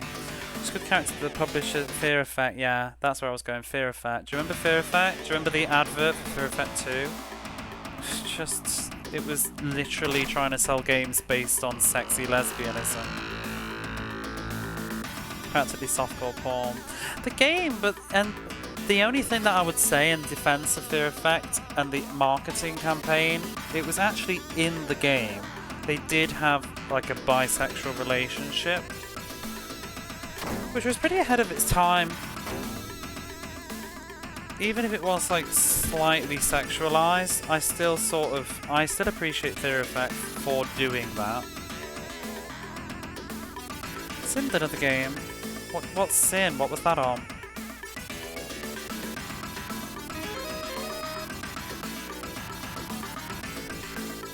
And actually, we are starting to get there with video games. My favourite, love them or hate them, BioWare. I love what BioWare do with same-sex relationships and also just sort of equality of sexualizing both men and women. Because you probably a lot of you that watch me, I know a lot of straight people watch me, but if you've ever played Dragon Age Inquisition, I know Sade has. Nothing like Dorium's Peachy Bomb. If you romanticize with him. It's very over the top. Dragon Age, yeah. Dragon Age is incredibly good. I don't like the gameplay in Dragon Age Inquisition. It was a bit too much of a collectathon, but the story-wise and just, it was very impressive. Maybe just PC, probably PS1. That's why the creator left core design after. Oh, well, that's what he says. I think he just buggered up. I love all the interviews. What was it? Toby, what's his face from Tomb Raider, from Core Designs. Don't you think it's the biggest regret of his life, probably, isn't it? Never ended up playing Dragon Age, which is I was meant to get into. It's really good, and it's really positive for its representation. I could get into a hot topic about this, but I get very, very annoyed with people that bitch about Mass Effect and Dragon Age and same-sex relationships in those games. Especially Mass Effect. I think it was Mass Effect 2 or something. Because they were saying that you can read these whole rants about some guy that's got nothing better to do but moan about the fact that one of the characters can be bisexual and he thinks it's not part of his character, and it's just like, well, he's not bisexual unless you try to sleep with him. Well, that's the thing, why it's only... Exactly, if you find yourself in a gay relationship in Dragon Age, you need to go and think about your own sexual preference, I think. Because I played Dragon Age and I did not find myself in a relationship with a woman. Do you know why? Because I was chasing Dorian the whole time. Oh, it is. It's people bitching, like, I don't want to, it's them catering to people or whatever. It's a load of shit. Don't get upset about something that you don't even... I think the problem with Dragon Age Inquisition, though, is that the character of Dorian is gay whether you like it or not. He will be gay in all playthroughs. And you don't have to date him, but he will make... I think he might still make a pass at you in-game, and I think, whoa, people couldn't handle that. Or he might be slightly flirtatious, but you can, like, turn him down. Just do it. But he's written as a gay character, and he will be regardless of what you're playing. So... Sign-ons can fuck off. Whoa, whoa, whoa, whoa. Shona Bear, hello there. What's going on? Frizzle, thank you for the raid. How are you? What's this? Am I missing something? You're playing Wordle. Everybody's playing Wordle these days. How was your stream? My gay friends hit on me before and I just take it as a compliment. Exactly. Take it as a compliment. I really like Dragon Age Inquisition. The most interesting character, of course, is gay. Well, you just have to play as a man. Didn't you play as a man when you played it anyway? I played Dragon Age and found myself in a gay relationship 3 out of 10. IGN, too much gay same-sex relationships. ZDLLOT. I think at the end of the day, though, real talk, a lot of with quite a lot of gay men, I think, when it comes to a lot of straight men, get over yourself. Like, just get fucking over yourself. Like, do you feel like you're swatting women off you day and night? No, chances are you're not swatting the men off either, you know? Just get over it. But anyway, I digress. Thank you so much for the raid, Frizzle. I think I saw you on, weren't you on that Laura Blake the other day? I was lurking and watching a little bit. Hope that was fun. Right, what am I doing now? We've got another awful basketball match to get through.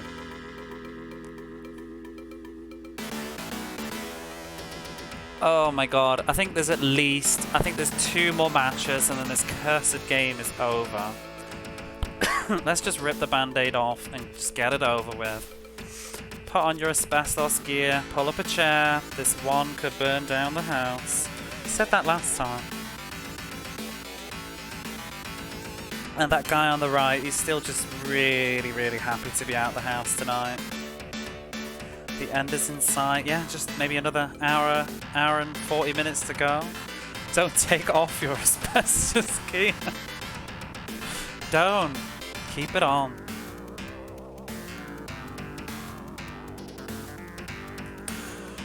Let's go. I've just got to get that early lead and then I can go on autopilot again.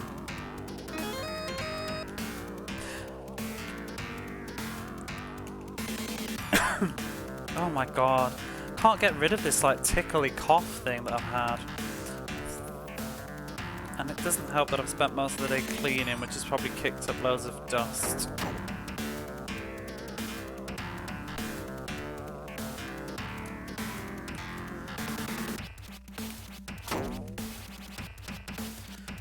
Have a great rest of your stream. I'm going to OK some games.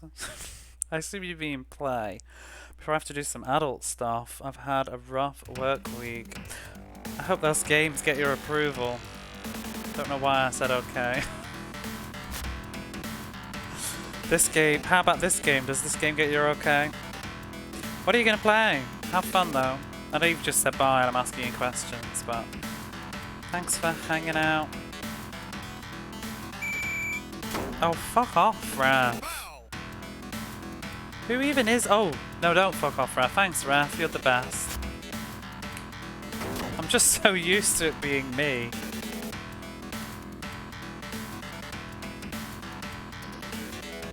Oops.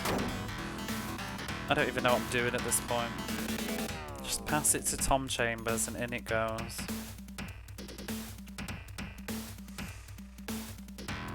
Yeah, I don't know.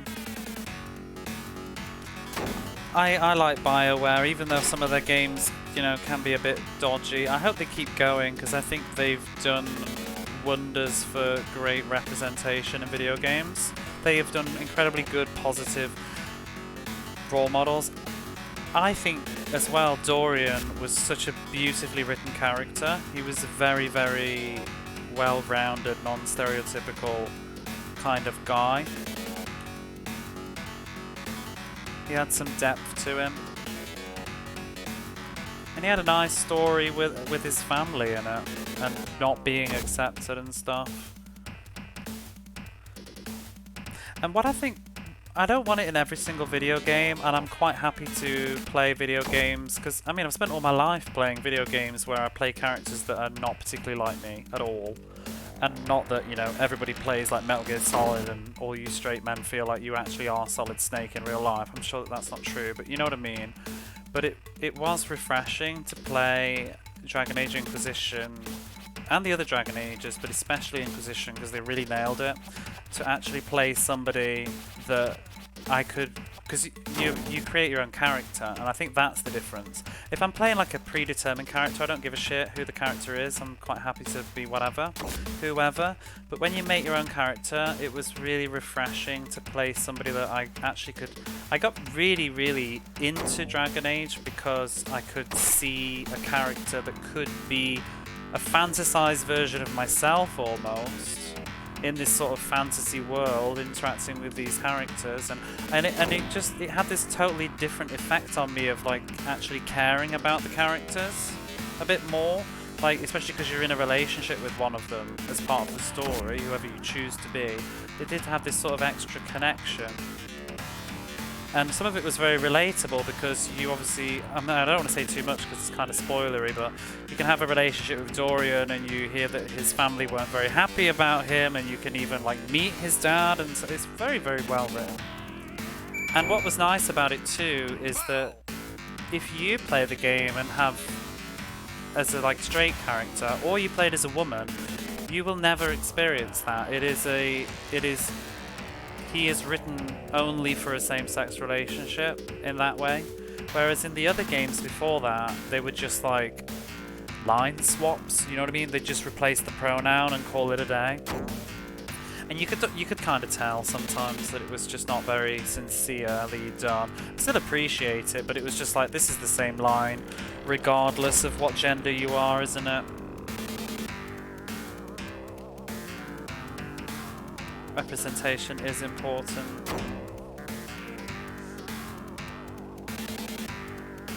But like I said, I don't need it in every single video game I play. And some video games, like I tried to play Baldur's Gate recently, and I do keep thinking I'm going to stream Baldur's Gate at some point, but I decided to play as a woman, which was different. Because usually when I do like a game where you create your own character, I usually always make a man. And I always find there's a weird psychology with this, especially in online games. Because I play Final Fantasy 14, and you'll see that a lot of the girls in online games are actually straight men. And it's almost like they're not creating a version of themselves, they're almost creating a character to, I don't know, like take care of or something. It's very odd sort of psychology. And then at the same time, like one of my friends is well, I think she's straight.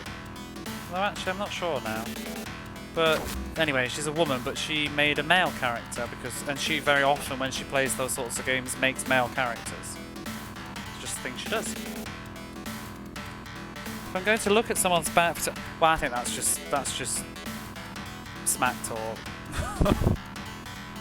Because when I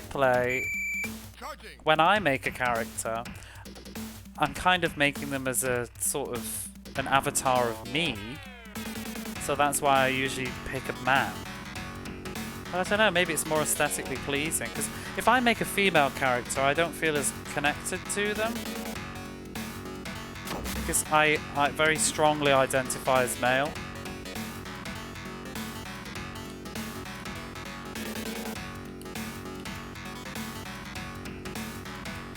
I've only made a female character before, but for a silly reason. If I'm going to stare at an ass, it would be. Oh, you just said it. There you go, then. My main character is a man. Tend to go to the avatar of me route. Yeah, I do. Because like my character in Final Fantasy 14 is male. Pretty much every game I've played, like when I do Dark Souls, I always do male characters. When I do Dragon Age, of course I do male.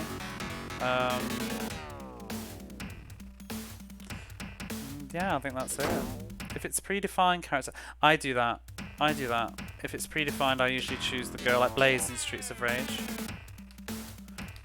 Because I prefer them. I think for me though, not to like accidentally out you or something, Quantum, but I think for me too though, when I can play, like choose a character, maybe in a predetermined story or something, maybe I find it a little bit easier to relate to a female character. Sort of in an icon kind of sense. It's like how people stereotypically identify with like Judy Garland of being a gay icon. It's more you can understand the sort of struggle that person went through. You can identify with the same sort of problems, not necessarily wanting to be a woman. But I think that's how I go. I tend to find them, because a lot of my friends are female anyway, so I can't handle all the testosterones.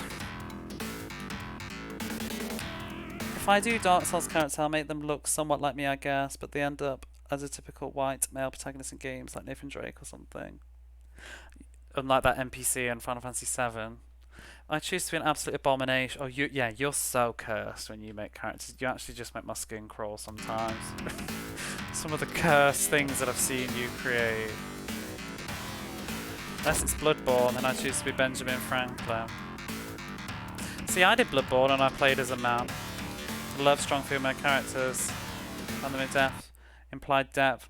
Yeah, that's me too, I think. But, like I said, when I did play Baldur's Gate, I decided, you know what? I'm going to be a woman. This time, Matthew. Nobody's going to get that, except maybe Quantum, but tonight, Matthew. Maybe I'm just choosing to fill in the blanks how I like.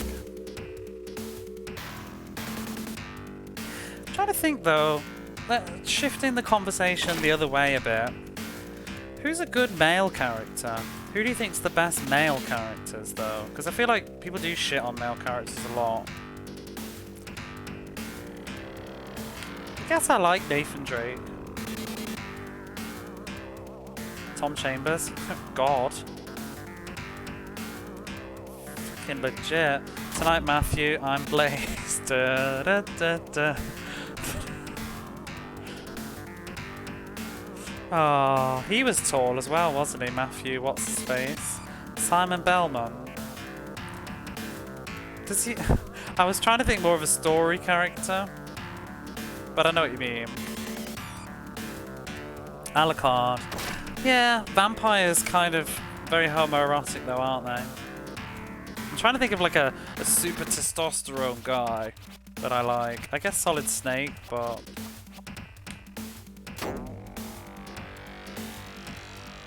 Who's... I'm trying to think what I've played. Doom guy.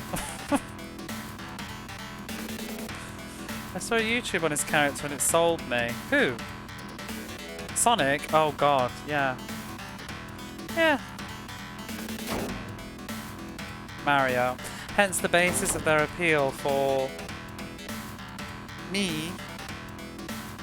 Me, anyway, is that what you mean?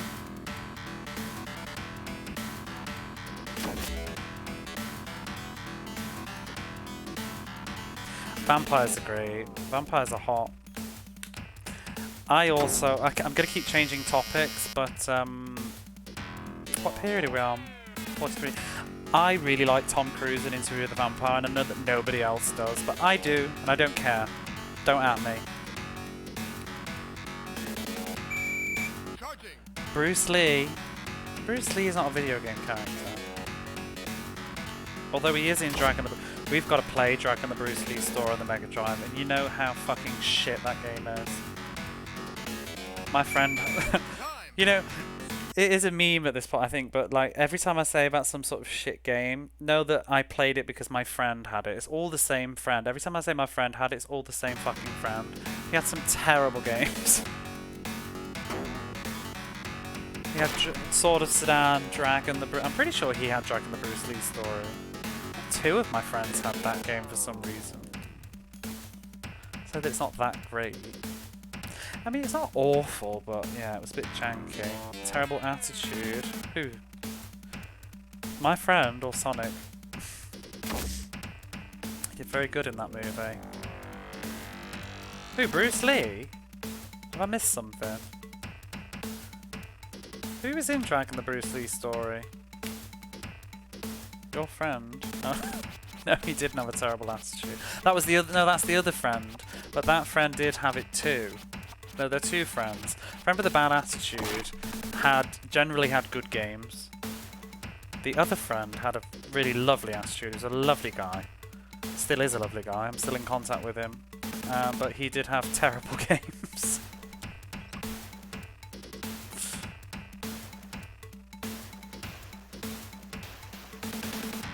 Tom? Tom wasn't in Dragon the Bruce Lee story. Was he? Was he the sailor?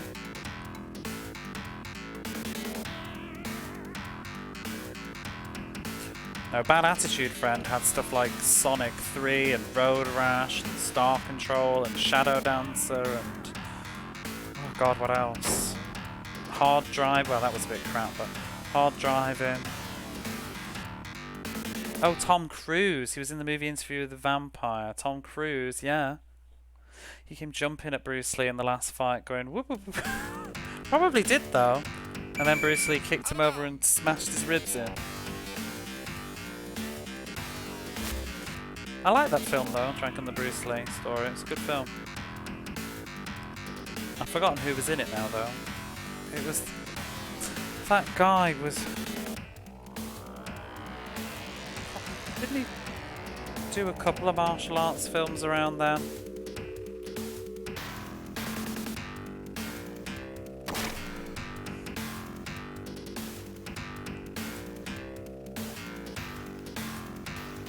Are we... how's the score going? Do I need to get some points? 53, okay. Dragon Kiss with Jet Li. I haven't seen that. I like Hero with Jet Li.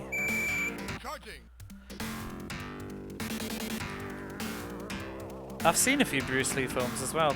Some of them are quite good. More like just impressive from a physical point of view. I like Enter the Dragon, that's classic. Is that the one with the Leah? Or isn't that not Die Romeo? Romeo must die? Is that Romeo Must Die? Or Kiss and... I'm getting my wires crossed. Got the big chest kick in Enter the Dragon. No. I mostly remember the ending of Enter the Dragon. I've only seen it once all the way through. I mostly remember the scene with the mirrors at the end where he's trying to get the bad guy. Is that the big chest kick? Kicks him through the mirrors. Something. It's like almost like Vega.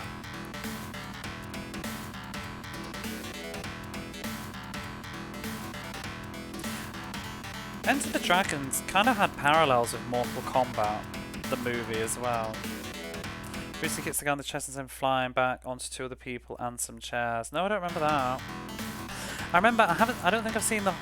Maybe I have seen the film, I can't remember. One of his films that ends in a factory and they're like fighting around a factory like with machines and like a conveyor belt. It's like outside though.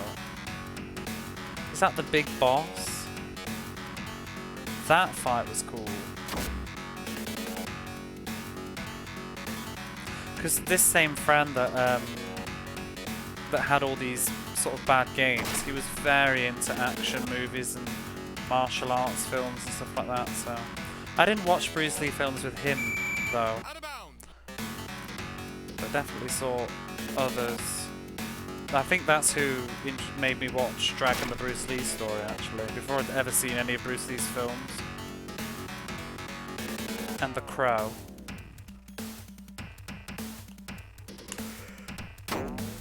Oh, just getting the hoop. Kiss the Dragon. Kiss of the Dragon. Chris Nahon. Bruce Lee kicks the guy. I read that. I heard during the filming, the guy messed up a move and ended up injuring Bruce Lee. So when they resumed the film, oh, I've heard that. Yes, I've heard that. Yes. I've heard that story. I love The Crow. It's such a sad story, though, isn't it? Like, obviously, the real story of him dying is so sad. He could have been pretty famous, I think. Obviously, he's famous for dying, but I think he could have gone on to do quite a few good roles. I doubt, you know, I don't like to talk ill of the dead or things like that, but I doubt he would still be like super famous now, but I think he would have had a really good run in the 90s. I'm honestly excited Computer Twister 2 was announced. God, I haven't seen that in years.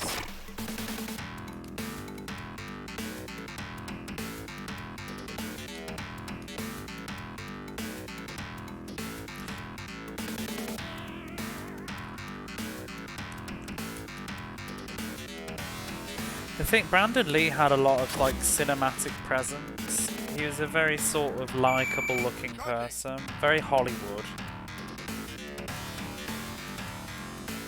I think he was just starting his career that would have I think it would have took off in that decade.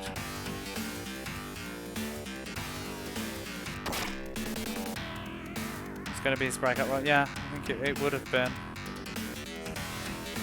I think he would have done another really good film after that, probably. Like a romance or something. Who knows? It's also sad because didn't Dragon the Bruce Lee story, I think it came out after he died? Because he's in the film, but well, his actual real life version of himself, not the actor, but somebody obviously, because in the story of Dragon the Bruce Lee story, Brandon Lee is born in the story near the end of the film. So I think they dedicated it to him at the end, because I think he passed away just before the film came out or something. If I remember.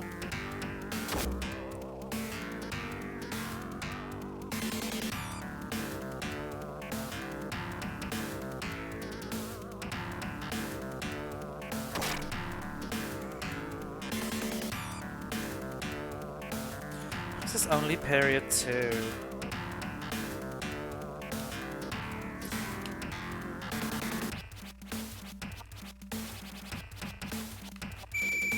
Oh, bugger off.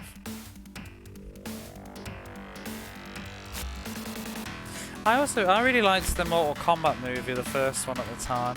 I also liked the second one when I was a kid, but I tried to watch it as an adult, and fuck me, that is an awful film. I think I got about 25 minutes, 20 minutes, 30 minutes into it, and just was like, oh my god, this is not what I remember. When I was a kid, that was great. I love the first film, and I think the first film is it's not perfect. It's not a great film, but it's okay. It's not as good as I remembered it, but it's passable. But the second film is pretty garbage.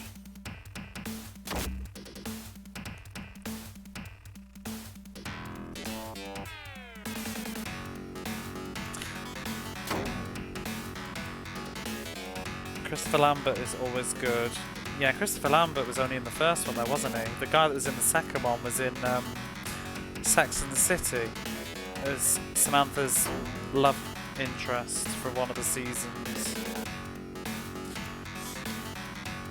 Speaking of Christopher Lambert, well, it's not Christopher, this is my weird link. It's not Christopher Lambert actually, but I was just thinking Highlander and then another film, Warlock, and I used to really like Warlock. Isn't there a game? Isn't there a Warlock game on the Mega Drive? Is it based on... No, it's not on the Mega Drive. Is it? Warlock. Yeah, Warlock. Is there a Warlock game on the Mega Drive that's based on the movie? That would be interesting. I know that there is a video game called Warlock on something. So I quite like that film. Yes, and it's based on the movie. Oh, I've heard it. I don't think the game's going to be that great, but I'm sort of excited because I did like the film. I haven't seen the other films though. I've only seen the first one. With what's his name in? Is it Julian Sands? Because last Christmas I watched another film with Julian Sands in. I watched Boxing Helena on Boxing Day. As you do. Oh no, or Christmas Eve? I can't even remember now. But I watched Boxing Helena, and he's in that. It's an awful film. So terrible.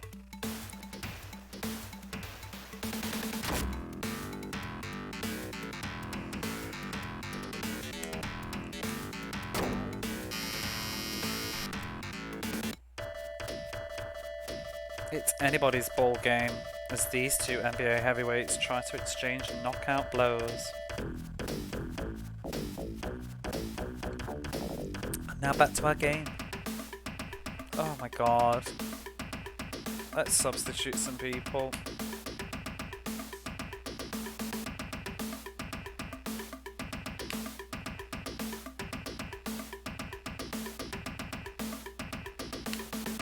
I've been watching a lot of movies on Amazon Prime and the choice and quality is crazy. I don't see any knockout blows. No, just a lot of flying through the sky. I'd love to knock the ref out.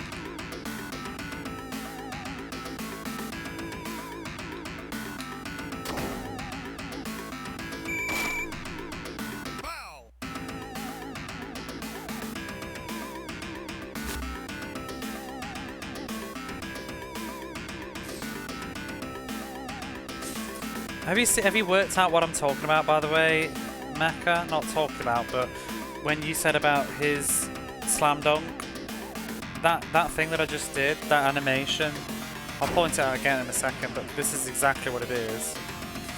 And I think we were doing it from the wrong spot when you were here before. It has to be from this sort of like area here. It's ridiculous.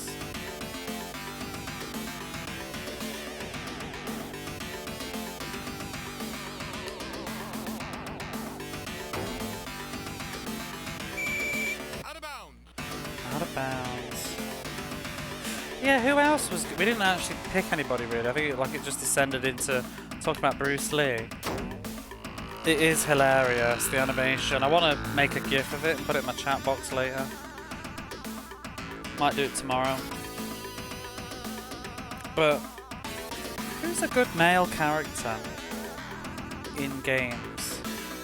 I mean, actually, the character that I do like, but it's kind of not really the same thing, but I like Kane and the Legacy of Kane series, but again, vampire.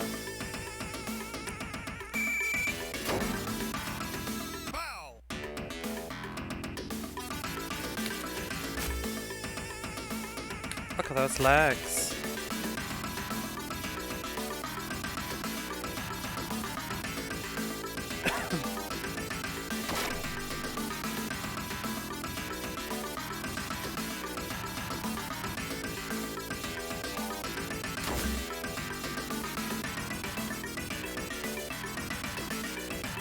He's got legs and he knows how to use them. Hey Cassius! How's it going?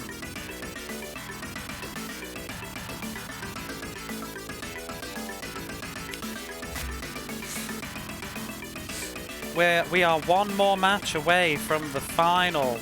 Not the final, from winning, I think.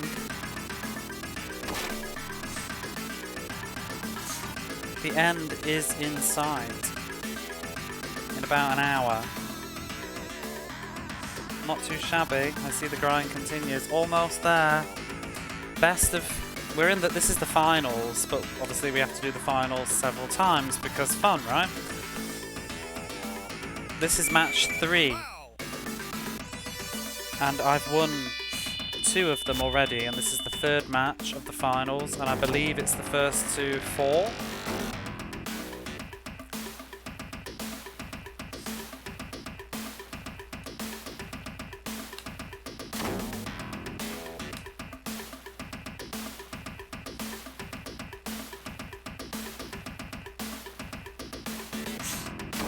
And we were just talking about, well, first we were talking about female representation of video games and strong female role models or whatever, but then I was trying to think of who is a good, without being overly like testosterone, obnoxious, cringy, male sort of lead in a video game.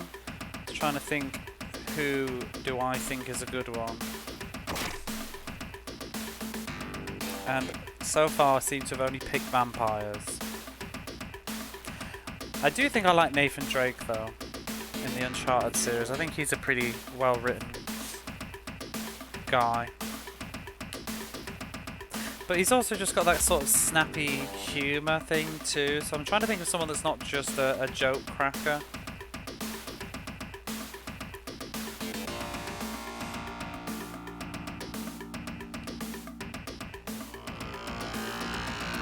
Joel? Yes, actually. Yeah, Joel's good in The Last of Us Part 1. Please don't talk to me about Part 2, I haven't played it.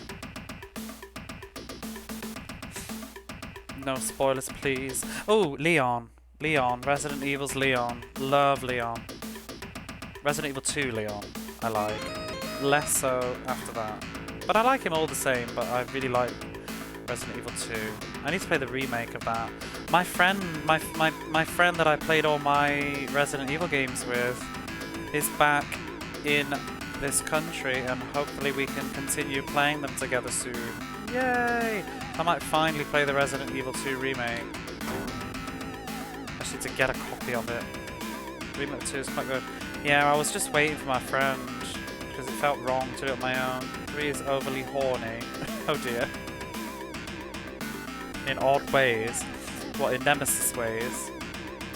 Stars.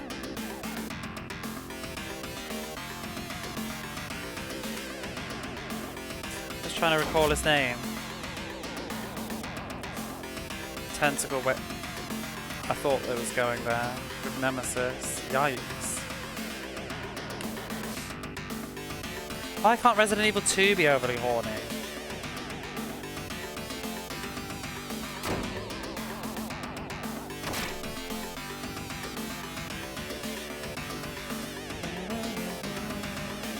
Who was good from the PlayStation 2 era then? I mean, I guess you can go to JRPGs. Hey, actually, Mishima is a great father figure. Excuse me. Oh, he's fantastic. Thanks to him, men all around the world learned the optimal way to drop their kids into volcanoes.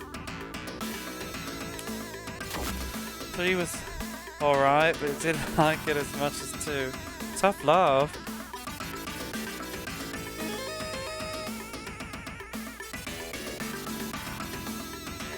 I've lost the plot. 3 of what are Resident Evil.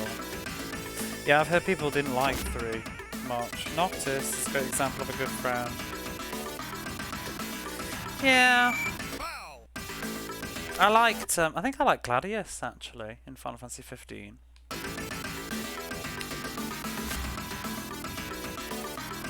I've come up with a new recipe. Wasn't so keen on him. Prompto pissed me off. Prompto's a little bit whingy. I didn't really like the bromance thing in Final Fantasy. I'm not a fan of bromance. It kind of makes me cringe a bit. Road trip bromance sort of story of Final Fantasy 15. I didn't really like that. I guess Kratos is over the top. Maybe. He's very big testosterone energy, isn't he? You love the bromance. Aw, did you? You surprised me, Cassius, actually. I wouldn't have had you down as a big, like, Final Fantasy 15 person. Like, the fact that you even just said Noctis right now surprised me. I don't know why I assumed that, but yeah, I didn't imagine you enjoying Final Fantasy 15. Just because I've mostly seen you play sort of like shmups and things, so. Not that you can't like both, because I do. I don't like bromance in Joys and There's nothing bromance about Enchanted Arms. It's full on lecherous energy. I actually don't. Enchanted Arms makes me cringe. I need to finish that though. Starting off with the road trip bromance story in 14 Sure Girls Places. I actually did like 15 though. I love 15, it was up there with 7 and 10. Oh really? You know, I find 15 is impossible for me to evaluate because it's just, it doesn't feel finished. I haven't played it now though. The scene during the credits. It's been a while since I played that, but 100% cried. Maybe it touches you in different ways to me though, you know? Maybe you just have a different sort of experience to me. See, I don't. Well, whatever. Please go away if you don't want Final Fantasy 15 spoilers and come back later. Please come back. But I found it very sad at the end. But I was more concerned about the. Was it him going to be with Luna? That made me really sad. That made me really weepy.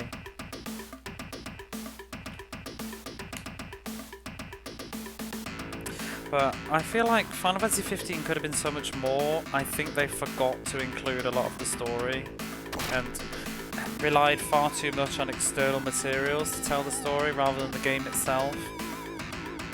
That seemed there around the campfire the last time. Yeah, that was good.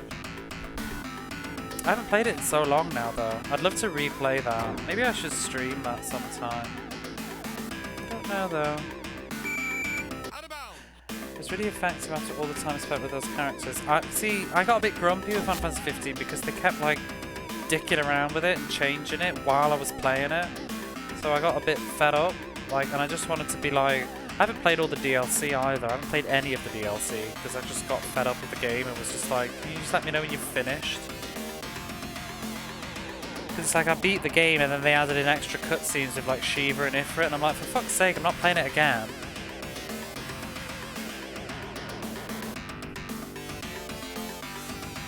And then they changed the whole sequence with the ring or something in chapter 14 or whatever it was. They changed all that stuff.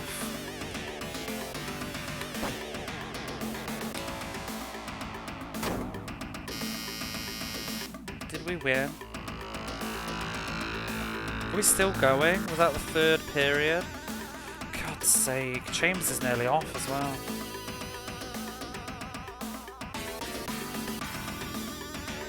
No, I have to admit, I did like that. I loved all the little scenes in the car as you were driving around. It was really good. No, I take that back. It was a good time. I think there's a lot of that game I've forgotten. And I think I was too busy being bothered about how shallow the story was in places where they just forgot to explain things. Like, well, the villain for a start, the male villain, the sort of attractive looking male villain. How 1 minute This is in the version. This is in the version that I played of it. They have sort of corrected it since with a cutscene or something. But like I say, I don't care. Should have been in there when it was made. But the sort of, wasn't it Yuna's brother? I don't remember now. But he was a villainy guy. And you know, 1 minute he's in the story, and then the next minute you're like walking the room, and he's dead on the floor, and it's like, oh, okay. And then you find a letter, which sort of briefly explains why he's here and dead. Okay then. It's a bit garbage in that sense a lot of the time. It did feel like the story was often... It felt like they thought about it really deeply in their own head, and then they suddenly were like, oh, we actually forgot to tell people that.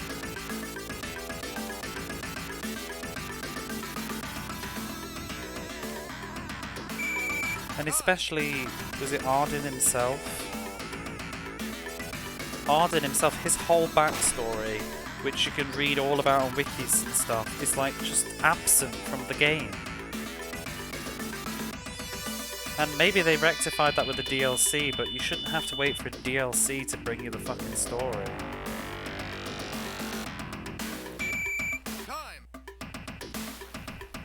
Got confused a few times. So there's loads of information about it if you read it, but like you shouldn't have to be reading external sources for your plot.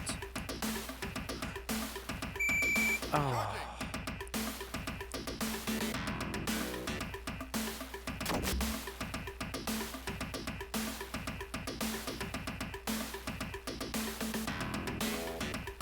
And I really liked Arden as well. His voice acting was fantastic.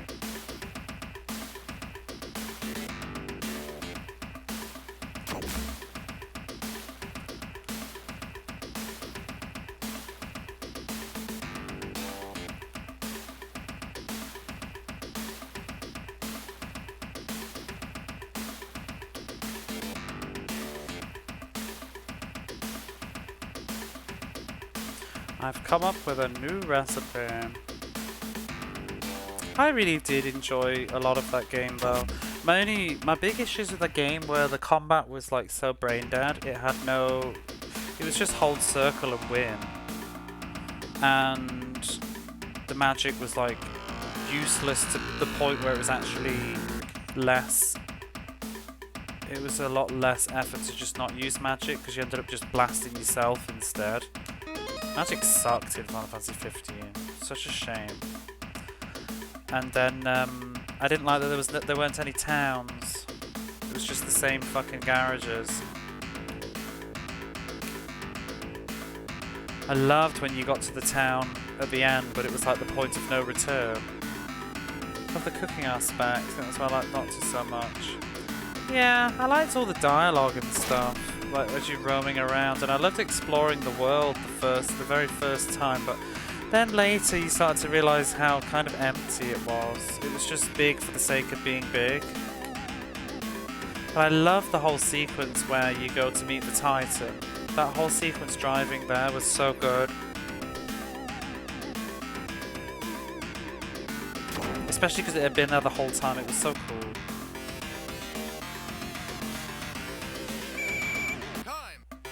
I didn't feel that. I thought once you got through the initial beginning third of the game, the rest of the map felt a lot emptier. A lot of just garages. Because the first part of the game, there was lots of stuff with like the first sort of dungeon that you go to in like the cave and things. And then later on, there didn't seem to be a lot of that. It sort of just went on the rails a little bit.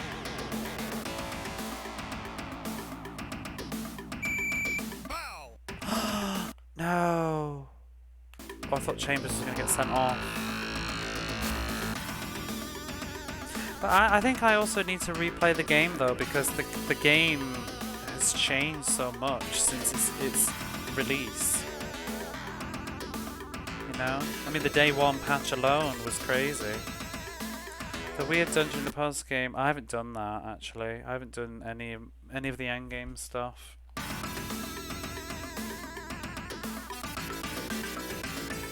Try the online co-op stuff. See, I love the whole sequence. You know, you see the behemoth or the behemoth, whatever you want to call him, That whole bit was so cool. And I wanted more sequences like that. I also like walking around the water town that was like Venice. I loved that area. Charging.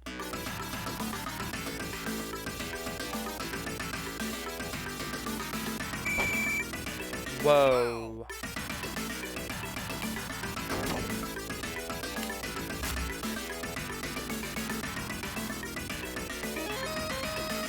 Good luck, thanks for the follow on Twitter. Oh, hey Meridian. Now I can credit you when you raid me. Oh, thank you very much. You don't need to do that. I appreciate it. Hope the rest of your stream went well. Yeah, I was having a look at your document and I noticed at the end that you had a Twitter link. So I like to keep up with what you've been playing.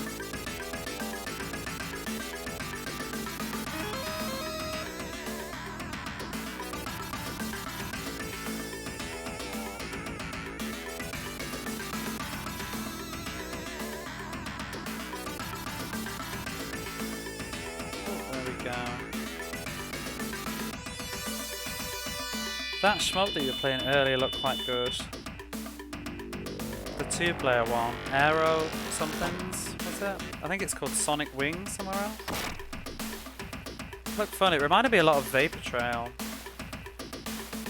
But apparently it's not really made by the same people at all. Where is Tom Chambers?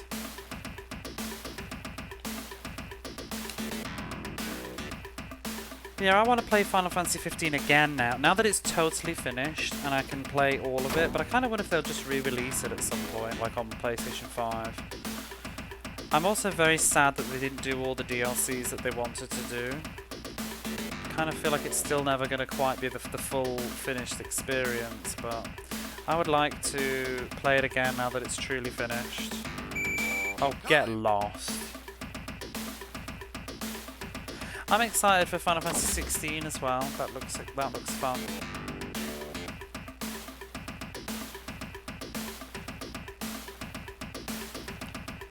I mean, if you want to talk about male characters, this is an unpopular opinion. I think this is a very unpopular opinion. So unpopular, but I'm going to say it anyway. I like Squall in Final Fantasy VIII, and I've always liked Squall in Final Fantasy VIII, and I have never really understood the whole, oh, he's so emo, he's so moody, blah blah blah, what a little bitch. I love Squall. I've always thought he was a cool character, and I like his entire growth and change throughout the game. How he starts off just like very antisocial and miserable, and softens up throughout the whole game. Whatever, bite me.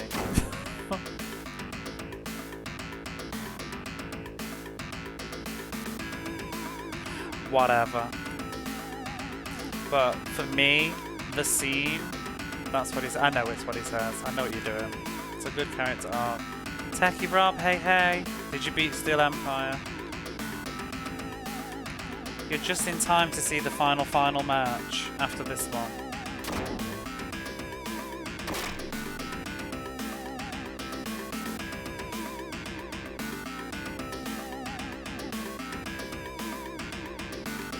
But yeah, Final Fantasy VIII.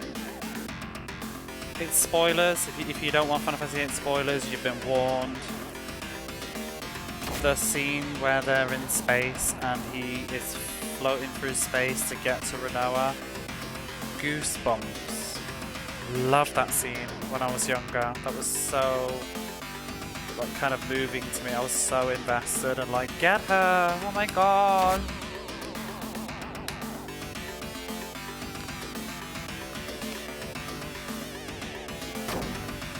And when you hear her breathing and it steams up the spacesuit, I died. It's like, yeah, she's alive, oh my god. Please. Go faster. And then the music plays, and she's sitting on his lap on the spaceship after the stupid alien sequence, which is the most trashy thing in that game. After that sequence, beautiful.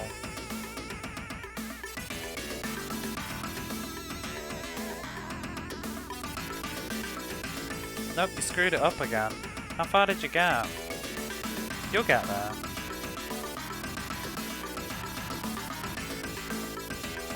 Get goosebumps during the scene after the final boss. I haven't seen the ending a super lot amount of times, but isn't it where all the time compression stuff is happening? Skull is just wandering around his own in the desert. Yes, and his face starts warping. I love the music when she's floating in space. Favourite track. What Eyes on Me. We've got stage 7. Yeah, and all that stuff going on.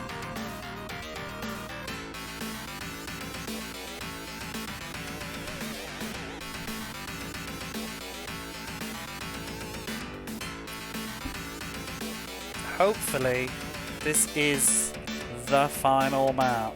Not Eyes on Me. Look at the music when she's floating in space. Oh. Can't even think of what music that would be. I'm going to take a quick break before we do the final match of the game. And I'm going to grab a drink. And I should be back in about 3 or 4 minutes.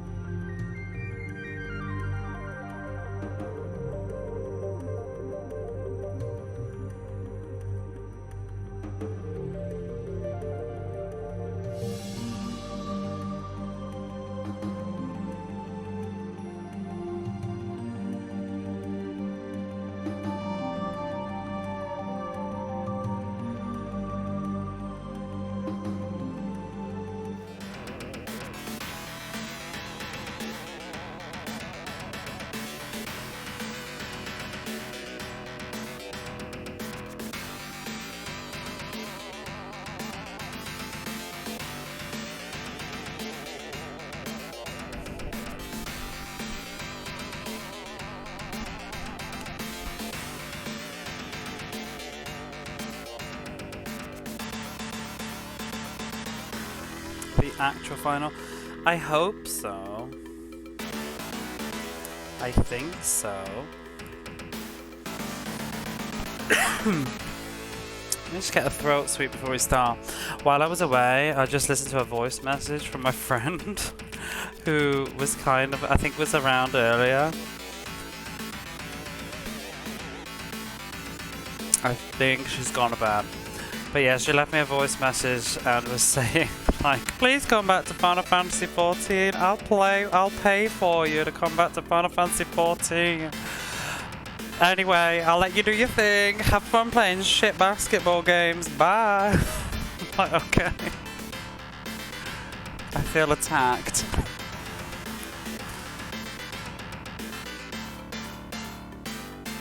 I've just checked the microphone is on. It is. Because that happened the other day. But yeah, maybe this is the final now. Bullying, right? No, she's a sweetheart. I miss playing Final Fantasy 14 as well. It's just that it's so consuming. I need to give it a go at some point again, because I haven't played it since the new expansion. I used to love Final Fantasy 14.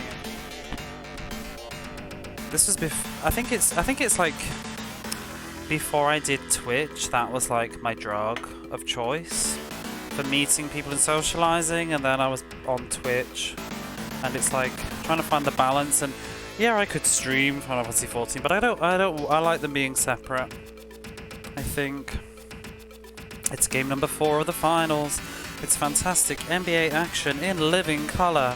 Tonight's crucial game finds the Suns defending their home court against the Pistons. This one is gonna rock and roll. Let's check the matchups. How do I have to check them? Ooh, look at Lame Beer. He looks quite exciting. But Quantum. I looked up Fragments of Memories.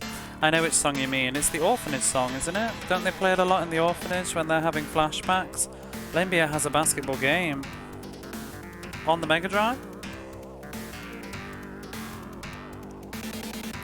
I don't know if it was on Sega though. I mean, neither. Does it sound familiar? Yeah, I think it's whenever there's like an orphanage flashback sequence they use that music. It's pretty.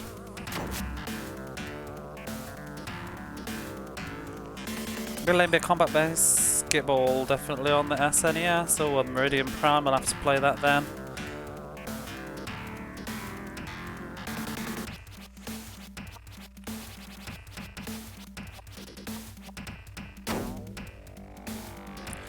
Yeah, I really like Squall as a character. I think he goes through a good arc. I kind of like Cloud as well. I never had a problem with them. You know what I didn't really care about was Zidane. And I especially didn't like Tidus. Tidus can just go in a special place of hell. Foul. Foul indeed.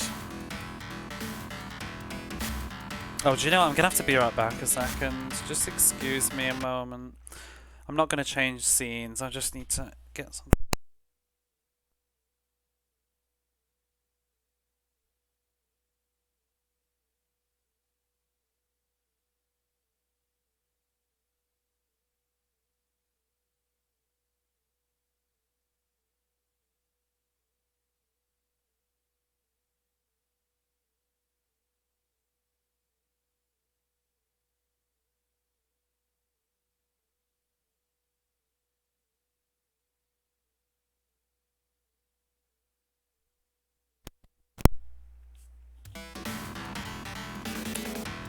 Cloud's character gets knocked way down for me. What should I know about Zack?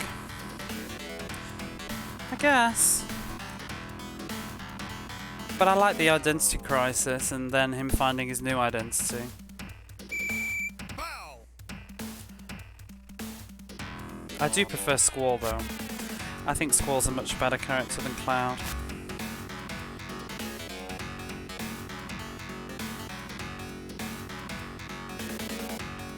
But then I also play Final Fantasy VIII in a different way where I'm kind of like, I want to find a Squall. Where's my Squall? that would fly through space for me.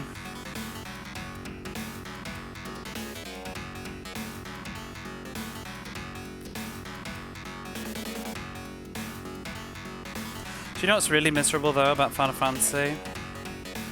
When you look at how old they are, it just turn to dust and die.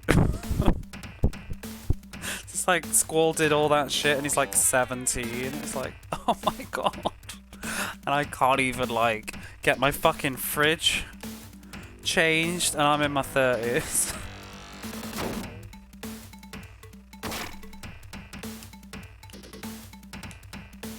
And I think I've said this before, but it's like in the manual, like how Quistis is like, I think she's 19 or something, or like 20, and she's the older one, and it's like, oh, she's so mature. Because she's got glasses, that's why she's mature. Whole space part felt a bit arbitrary, but I do like it. I liked the sequence of him. I thought that they I think the Ragnarok dungeon, you know, you have to like get through the ship first. That part was bullshit. The rest of the space sequence would have been fine for me, but the actual bit with the aliens like walking around on the ship was stupid. The propagators or whatever they were, it was a bit cringy. It felt very out of place. But I did like the idea of them literally blasting a saucer into space just because that was the only place to put her. Well, that was a cool idea.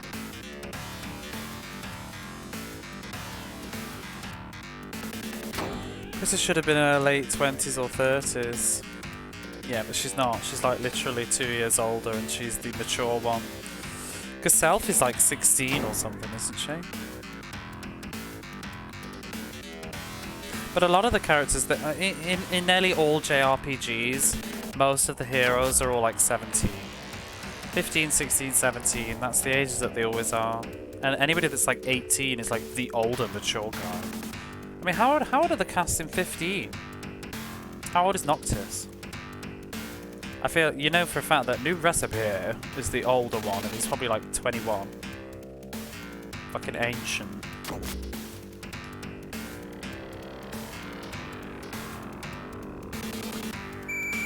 Charging.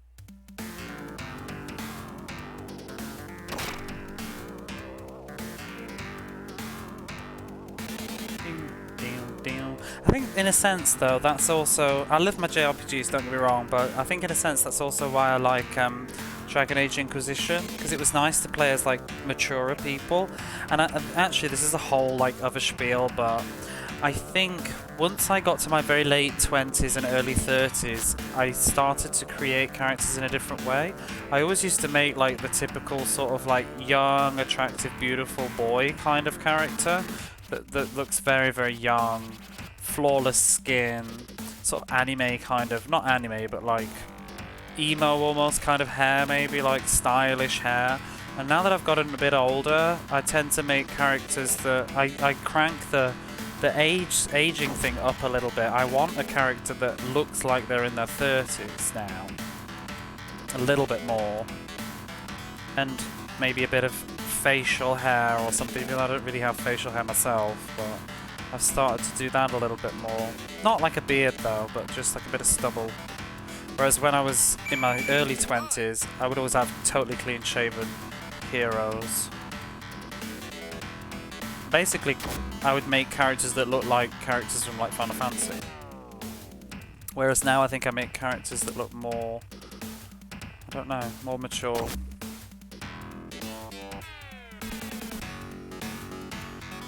We are losing.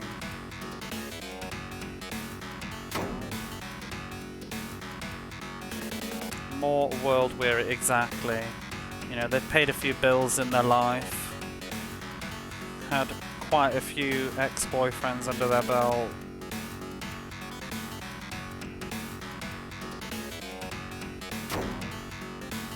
Sick of your bullshit. Hey Dom.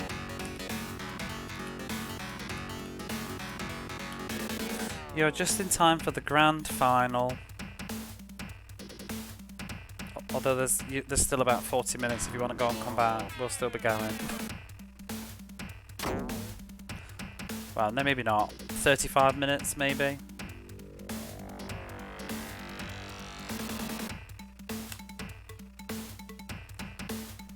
Can you believe it? Let's pause a second. What is this? This is game 4. So I've been streaming for almost 3 hours now, and we are only on the 4th game of the evening. This is ridiculously long. Like, did they just expect people to just sit and play this for hours? I mean, I know you can have a password system and come back to it later, which is basically, you know, if you wondered why this game had a password system, it's because you literally would have to stay up like all fucking day and night to do a tournament. Tournament's like, what is it? It's got to be, from start to end, it's got to be about 14 hours or something.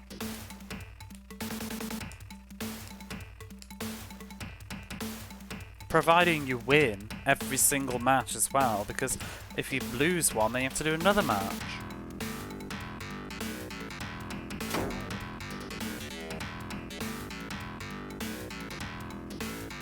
But it has been an adventure. We were also talking, Dar, maybe you'll be able to chime in. We were talking about best male leads in video games. You know, instead of just talking about good female representation, but who's a good male hero? Oh, actually, I know who I like. I like the silent protagonist, though. Doan's presence has reminded me, but I like Adol Kristin in the E series, or Adol. I like him. I just think he's cool, and I like the fact that he has red hair.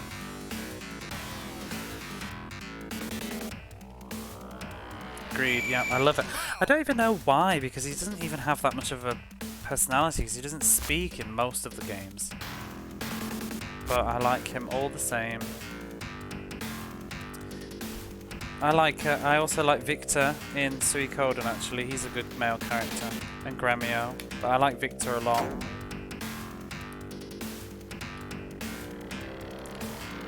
It's pretty well written. Now I'm just thinking of JRPGs. Don't know a lot of these yet. E series is pretty good. I've played almost all of them except 9. One day I'll play 9.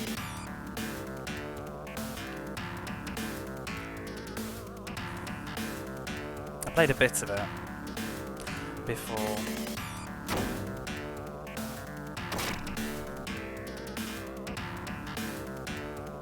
I think I mentioned before, as much as I love the series, the last time I played Ys 9, I tried to play it. Unfortunately, my dad passed away while I was in the middle of playing it at one point. I got the phone call about it, so it's kind of soured that game for me a little bit. And I turned it off. I left it on. I left my PlayStation 4 on standby for a week after that, with the game still on, but I couldn't bring myself to continue. I think I'll just start it from the beginning again once that sort of association has gone away.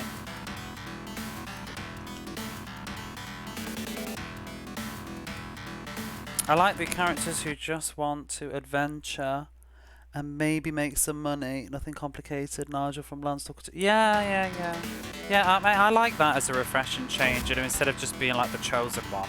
I think that's why I like Adol, because he's not special. He's like a bumbling, accidental adventurer. He always gets caught up in stuff. I like that. I love how consistent these games are, always having Adol making his personality the same. Yeah.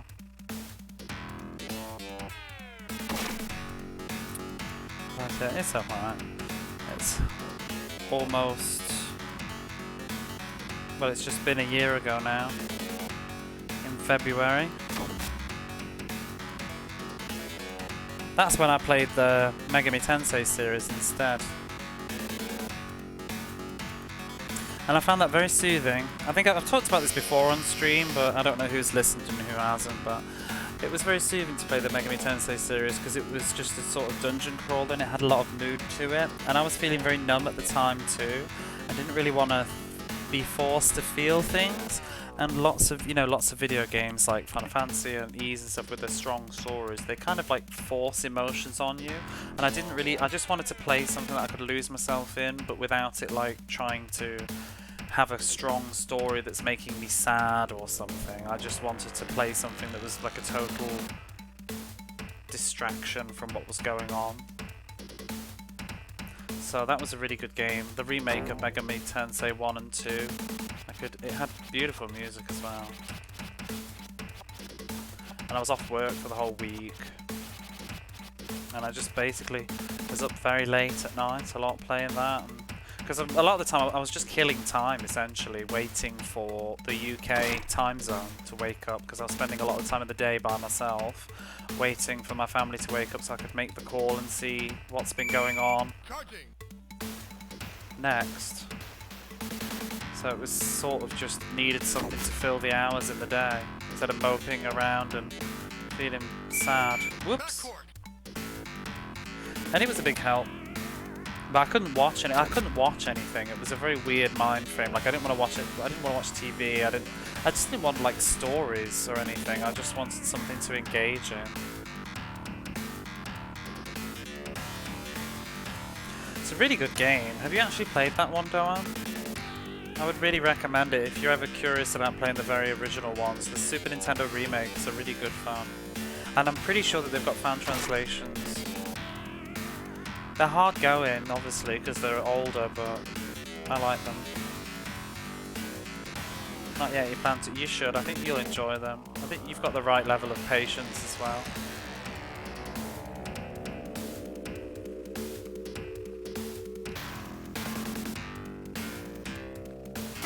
I played both of them, and it's kind of nice that they're on the same cartridge, so they kind of transition well into each other because they've got similar sort of music and graphical style.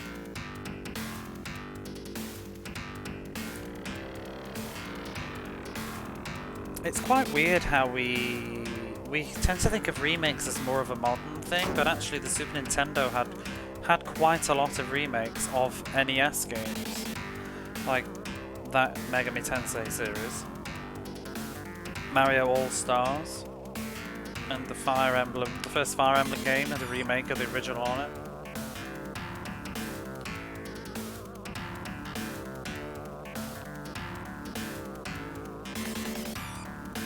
Hero Gaiden? What's that? There's Ninja Gaiden, wasn't there? Is that what you mean, the trilogy? Oops. Out of bounds.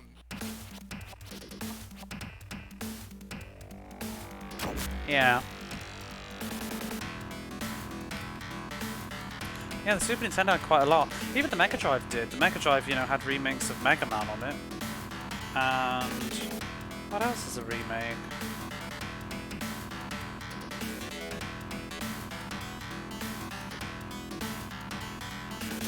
New Zealand Story has a version on the Mega Drive. Translated as the Ninja Word banned in the UK. Ah, yes, I beg your pardon. Hero Gaiden. Teenage Mutant Hero Turtles.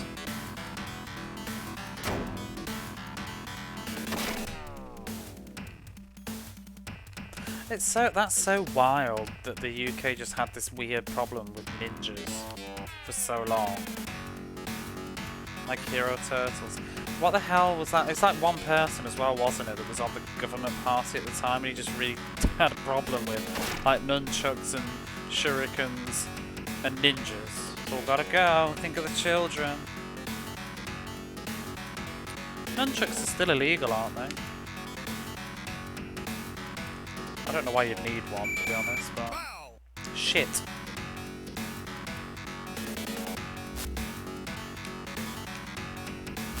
But like even with the censorship, because even Tenchu, PS1 era Tenchu, they removed the shurikens and changed them into kunai daggers, I think, instead.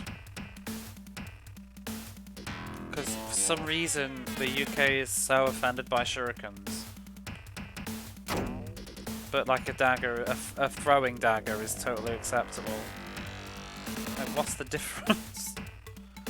It's like being like, oh, no pistols, but shotguns are okay. Okay.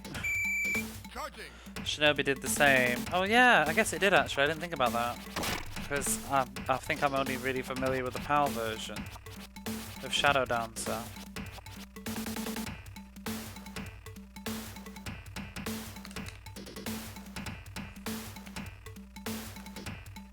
Revenge of.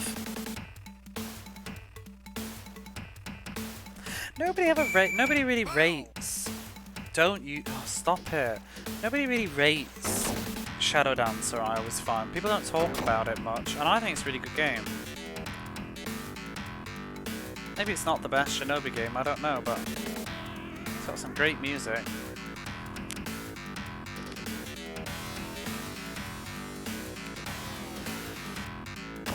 I think a lot of it has to do with the fact that it's one-hit death, and I think people didn't like that.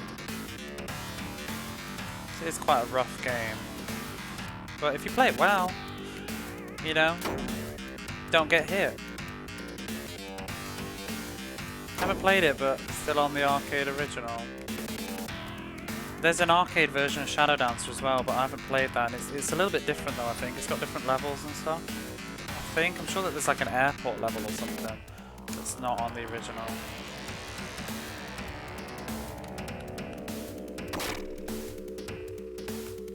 I'm really worried about Chambers getting sent off now.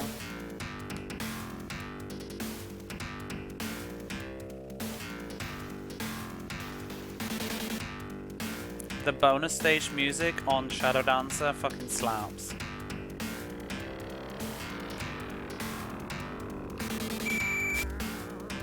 Foul.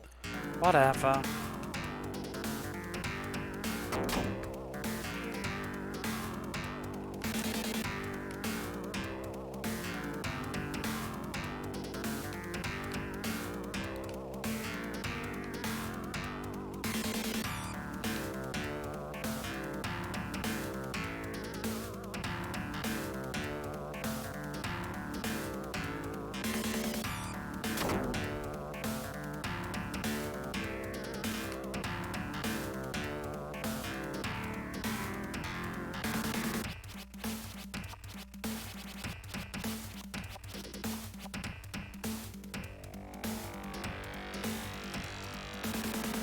He's a cool character, Joe Musashi or whatever his name is.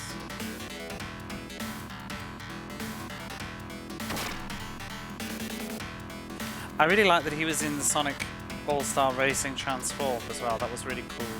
That they had Shinobi in it.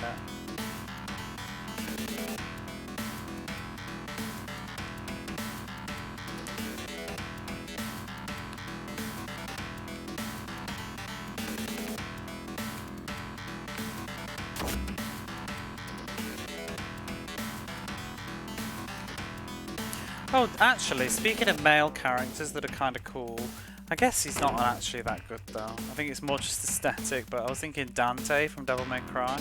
It's kind of good fun. And kind of silly. I'd say he's almost like a ridiculous representation of a man. I've always felt some affinity for Earthworm Jim. What, for male representation? Earthworm Jim is a pretty groovy guy though.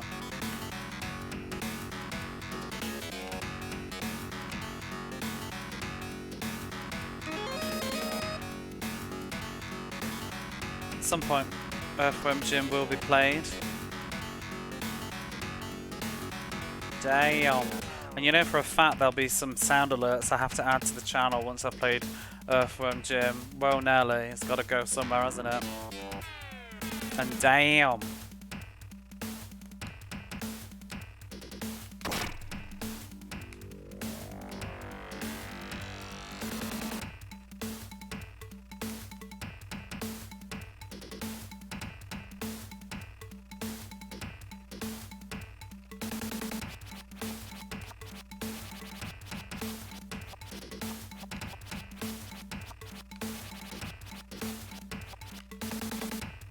Annalyd James, what's that? How many shots you having in the computer? Hagar is a hell of a dad. Basically beats an entire city to death to save his daughter. Who's Hagar? hacker, all while being mayor. What game's that? Is that a spoiler? Maybe I don't want to know.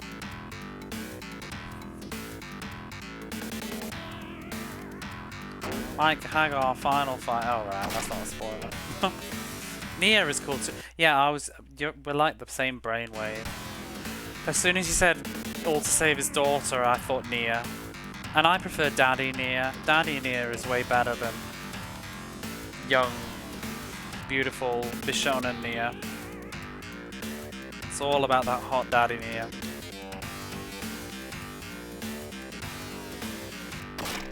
And I really hate that there was a long time where it was considered canon that Daddy Nia was the best Nia.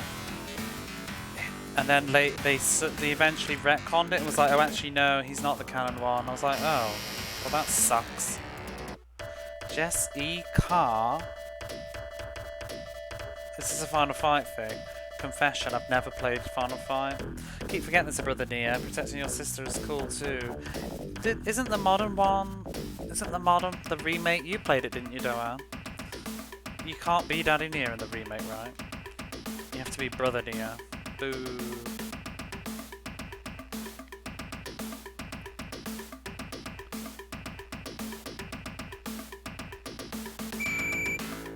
Where does the ball come from?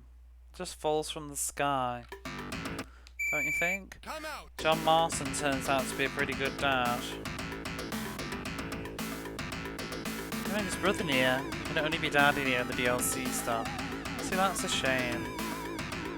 Let's swap some people.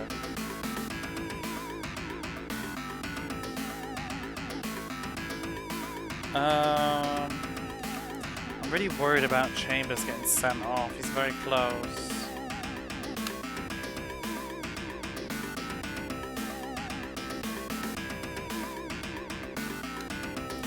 Arthur Morgan from Red Dead 2. That's my character. I haven't played any of the Red Deads, you know. And I know everybody loved Red Dead 2, didn't they?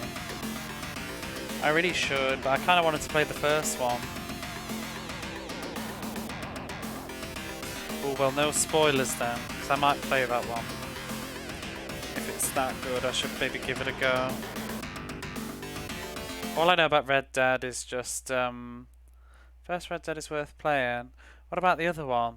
Dead Set Revolver or whatever it is. That was the one that I was going to start with. It's on the PSN. Maybe if I streamed them, I'd get them done. There's a lot of things with those games, they're just intimidating. Oh my god, move!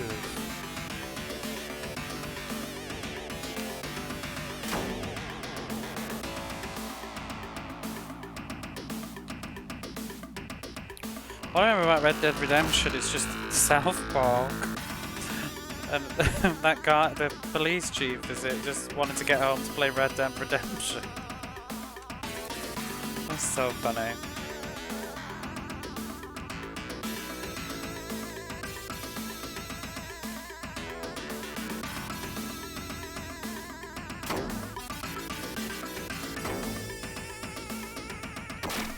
Just keep going, computer. I just get intimidated by open world. Too much to do.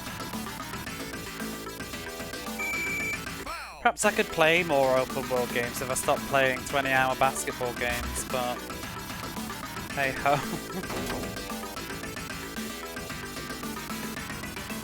Sometimes I do wonder if I made the right choices with games in this last few months. Like I could be playing Red Dead Redemption 2 and instead I'm playing this. Am I right? Am I doing the right thing here? Is it worth it? Are we having fun?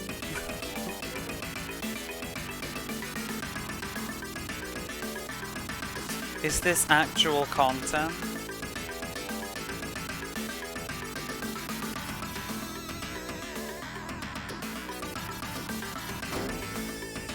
I'm pretty content though. Red Dead Revolver is a little bit straight action levels, not open world. Yeah, it actually looks the more appealing because it looks the simplest. Hashtag not actual content. What is content though at the end of the day?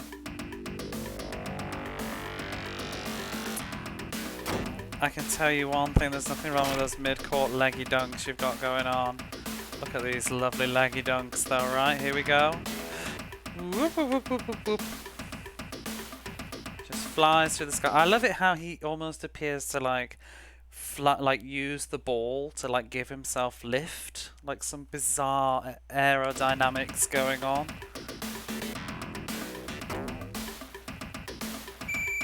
Out of bounds. It's the levitating basketball. He's like swatting the air to get up higher and higher. 85% legs. Like I said earlier though, I don't understand why is he blonde? Because the real life person's not blonde. He's just that sort of like mousy brown. Not blonde though. Like that colour blonde.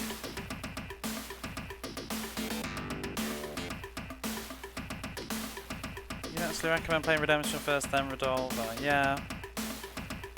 Oh, you would? The other way round. I think I have to play things in order though. I think I'm doing that. I probably played the first one first.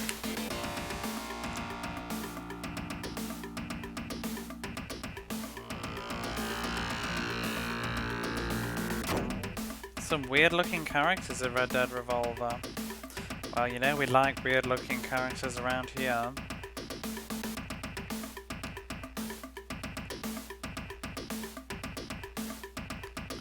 We've been playing them in order that way, but not the order that they were made. You know, they intended the story to be revealed. It's like people that say you should watch the original Star Wars trilogy first if you've never seen Star Wars before. No, you should not. But when I watch Star Wars, I do like to watch them in the chronological order of the story, not the order that they were made. But I've already seen them, so that's fine. Same with Kingdom Hearts. I'm very much considering doing a serious playthrough of Kingdom Hearts at some point. I don't know if anybody would care about watching me playing through the Kingdom Hearts series, but I need to get Kingdom Hearts ready. I still haven't played 3 ever. So I would probably start with Birth by Sleep, because I already know the story of Birth by Sleep because I've played most of it. I just haven't done every single character, and I've already played Kingdom Hearts 1 and 2, so there's nothing to spoil. I'm glad I don't care about Star Wars. I was so happy with it all, angry with it all the time. I liked Star Wars when I was younger. I liked, I didn't, well, we'll open that door in a second. Let me just read what was said before. You should just never watch 1 and 3. Ooh, shots fired. Do you think people should start with the prequels or not? Me? If you've never seen them before, no. If you've seen them before, yeah? Thank you for the follow, DClam1. But yeah, if you want to open the Pandora's box that is the new Star Wars trilogy, go ahead. We can have it out. Would you like to have that heated debate? Well, it depends on what other people's opinions are, but I personally kind of, well, I don't want to go on about it forever because it's kind of a tired old topic, but I didn't really love them. Didn't love them. They're a bit of a mess. Yeah, they're a mess, is my opinion. They were good fun though. I will say that, you know, even if you didn't think that they were brilliant, I had fun watching them. I enjoyed going. I enjoyed the experience. Especially the first 2 I watched with my brother, my big brother in the UK before COVID and all that shit, and I could go home, and it was very nice to watch them with my brother and share in that sort of nostalgia. It was good fun, but I think they got worse with each iteration. Oh, D-Clam, thank you for the bit.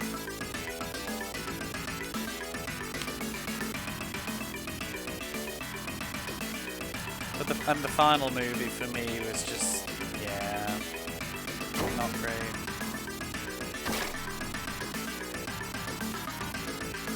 Cool-ish. The original trilogy is great. I like Force Awakens, and following 2 aren't great. The prequels. I like The Force Awakens, and then just went kind of downhill, I think. Adel and his boyfriend are hanging out. Whoops. Oh, and my bits alert. Is that your pairing?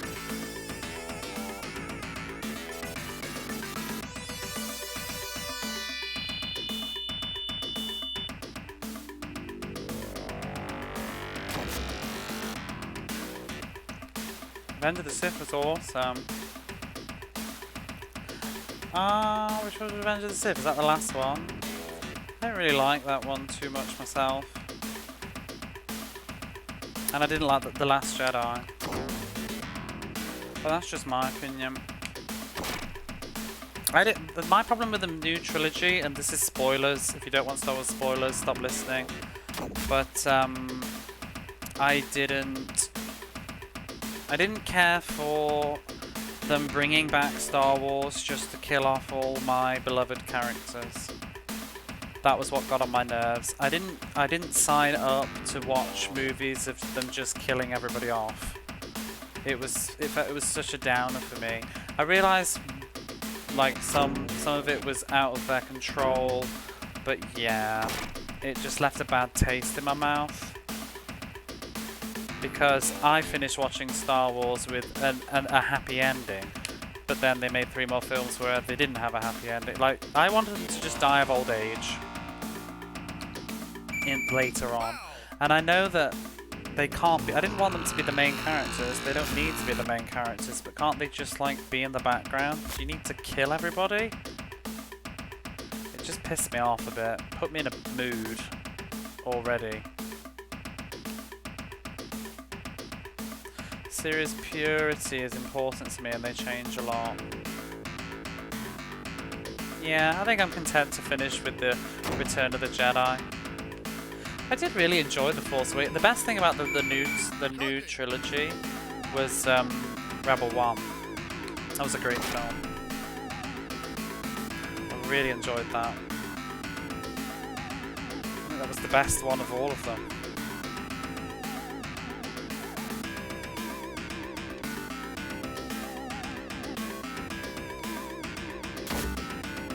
But when I was a kid, oh god, I loved the original trilogy. And I even watched the special edition versions, and I know some people don't like them, but I don't mind the special edition versions. And I used to have the toys, and oh my god, Star Wars they had such a resurgence boom in the late 90s. I was so on board with that when I was a kid. And I used to play Super Star Wars on the Super Nintendo.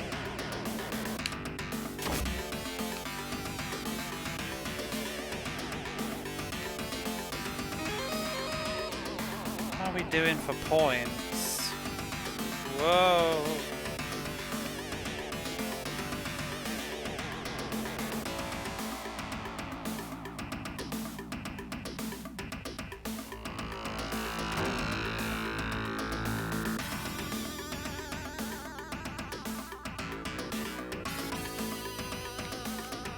Oh, he's not gonna make it.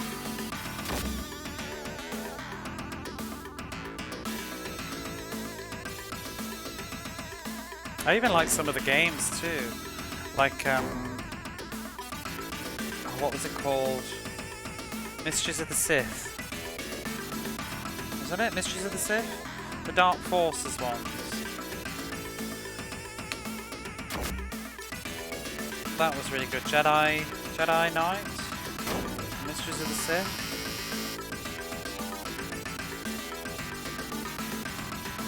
Okay, is this the final bloody period? Do we need to substitute?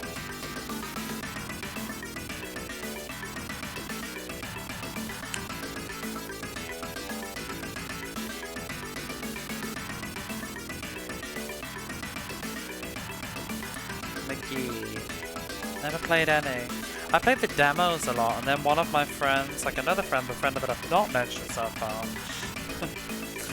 who didn't really have a lot of console games, but he did have a PlayStation and a PC, and he was obsessed with Star Wars.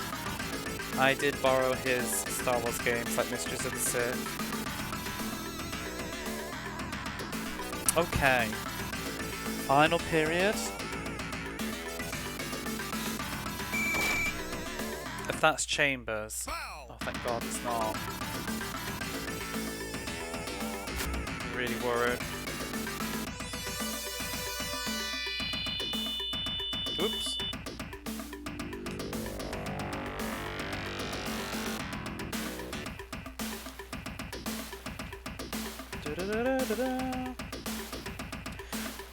Actually, I don't know if you're still around, Quantum, but I wanted to ask and I forgot, and it was ages ago. I'm backing into a whole conversation, but maybe some people have seen because of my gift alert that I have. But I used to love Dogtanian, but did anybody else watch The Mysterious Cities of Gold? Because I think because of my age, nobody my age watched it, because it was only, I watched reruns of it on like satellite TV, and I feel like it was more, because it was more early 80s, different age people watched it, but most of my friends that I've met, nobody's ever watched it, nobody knows it. I freaking love that show. I have the box set on DVD. Of course, there we go, there's somebody. Esteban. I've actually never seen it all though, it's ridiculous. I have the DVD, but I've not actually sat down and taken the time to watch it all. Yep, I watched it on BBC. I missed the early episodes and the late episodes, but it was nice when I could catch up. Today is my birthday, by the way. Happy birthday, Doam. I hope you had a nice day. Time. Shit. No! Oh no, he's still on the pitch. I thought he was going to be disqualified. Around the World in 80 Days. I've not seen that one. Is it the Willy Fogg one?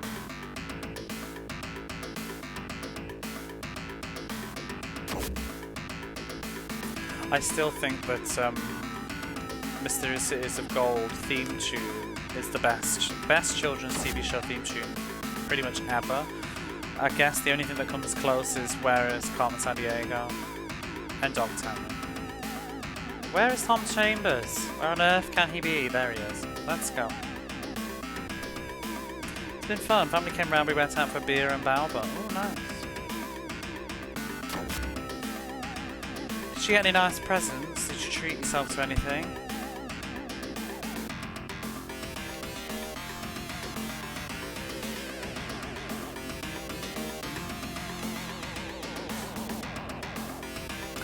It is my birthday month soon.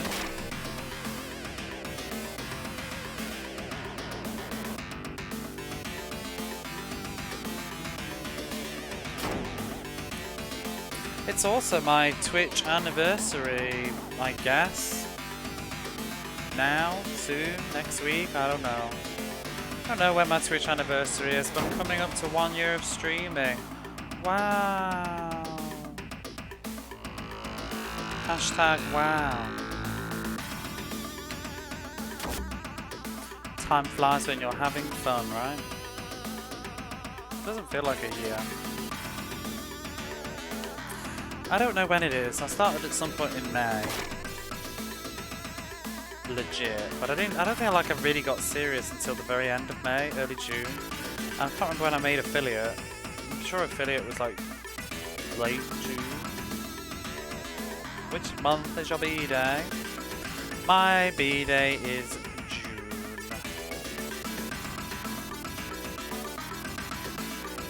Because actually I say coming up because I've just looked at the clock and I've realised it's different for you because it's May now in Japan. We are 3 hours deep into... Oh no! Chambers has been fouled out. You got the special edition of the Cruel King and the Great Hero. What is that? Oh! What the fuck? No! What the fuck? This game is cursed. It's fucking crashed. You can't make this shit up. No! It's crashed. Oh, I'm gonna have to reboot the fucking thing. Oh my god. Oh, just be a second. I think I managed to. I hope I did. Is this the final match?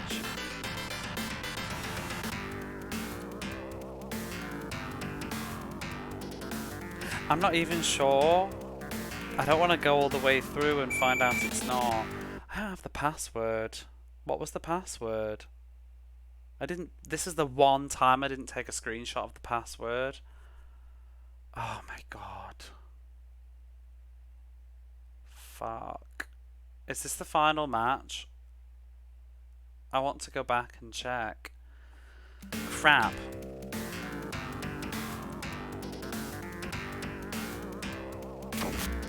It is, isn't it? I'm pretty sure I did.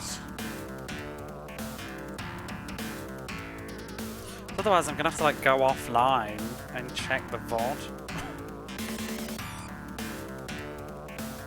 Oh my god, what is it with me and games not wanting to fucking end? You know, of all the matches for it to crash in, it had to crash in the final. Can you believe that? Time. Foul. I might have to make cheeky saves at half time just in case that happens again. That is devastating. Oh. It's like went red screen as well. It's like Chambers is fouled out. Takes the game with him, exactly. What the fuck? It's an RPG that's supposed to be cute and you play a kid with a stick. I hope it isn't going to turn into an existential nightmare like Undertale. God. Load state is valid against crashes. I actually need to remember to save them. I mean, I made one there just in case because I couldn't be asked to write the password down. Thank God I did, right? I wish I'd got the password though. It would have been a bit... Because I'm pretty sure this is the final. Back! So are we. Back in the final. Again.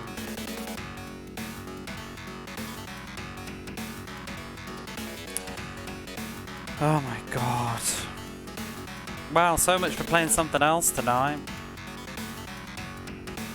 Also Kitty on the desk alert. Hello Kitty.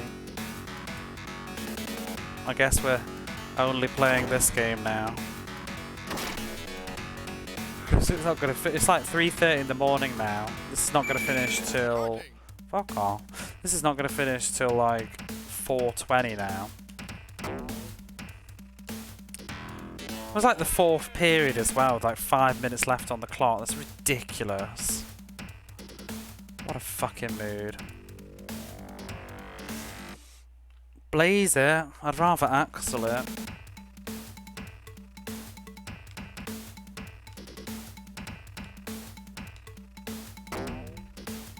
The Doom mod game I played was fun.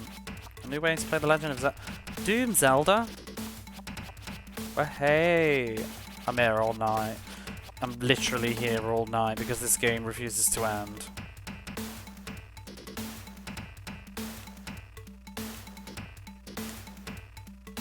But yeah, I guess. I don't know, when did I make affiliate? I'd like to remember now. I'm sure I've got the email somewhere. I played some of that, it's neat.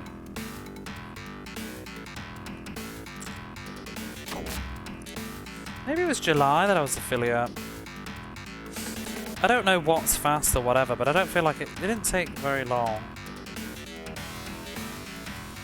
Doom guy wearing Link's hat looks kind of funny. Is it Doom then, or is it Zelda? Like, what is it? Doom looking like Zelda, or Zelda looking like Doom? Doom mod. Well, I guess it's that way around, isn't it? Yeah, I don't know what to do. What does everybody do with, like, anniversaries or whatever it is? Do you bother with the actual date that you did your first stream? Because in that case, it's probably like, I don't know, my 4th year anniversary, because I streamed Ys 8 with no microphone. Briefly, like 4 years ago, to like nobody. Somebody watched. Somebody chatted to me and said, hey, this is the new Ys 8 game. How is it? And I'm like, it's pretty good. And they're like, awesome.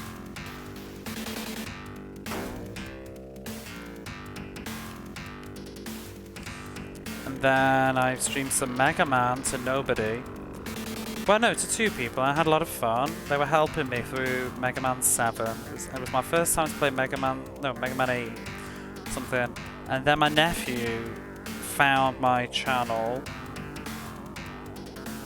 Hey nephew, if you're here right now. But found PlayStation busted me. I forgot that, like, you know when you stream from the PlayStation, it tells everybody in your fucking PlayStation friends list that you're streaming. I didn't think about that. And then all of a sudden I had like my nephew in the chat like, oh hey! I'm like, oh shit. I wasn't prepared for that level at that time, so then I stopped streaming, like, and then didn't stream again for like 3 years. Or 4 years or 5 years or however long ago it was. Whenever the Legacy Collection was sort of new. Now I'm not really bothered. Like, my nephew's been on. He doesn't watch me, really. He did at the start a little bit. I'm not really bothered now because he's older and I'm older. It was just a bit more cringy when he was younger and I was younger. Now it's just like, I don't think he watches me, but it's more like, why would you want to watch me? I'd be so cringed. Because it's also just a bit, I don't know, I don't mind my brother being here, it doesn't bother me, but like your nephew, if you're making like some sort of like rude joke, it's like I don't really want my nephew listening.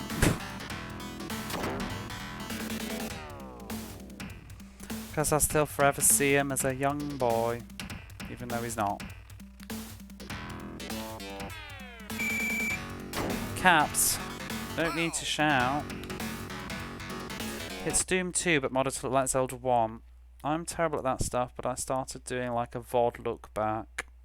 My niece started to come in and I felt like my stream was a bit PG, but yeah, wow. Your stream is not niece friendly.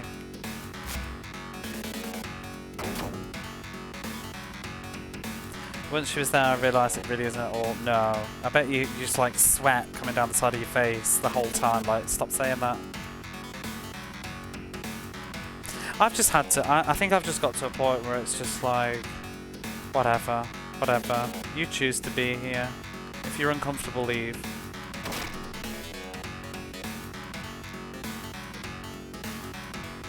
I don't watch his stream. He streams as well. I don't watch him. Because I also find it weird. I'll say hello. Like, I've been in and I've said hello. But the rest of my stream is not PG-13 pretty much straight away, yeah. I mean, I don't go out my way to, but I just... F-bombs drop, you know? Whoops! I've changed my stream is rated for mature audiences anyway. Maybe that's not a good thing. I don't know, but whatever. I can't be arsed. It's a disclaimer. I always say to myself like, oh, you should swear less. It's not really becoming of you. But then just fuck it, right?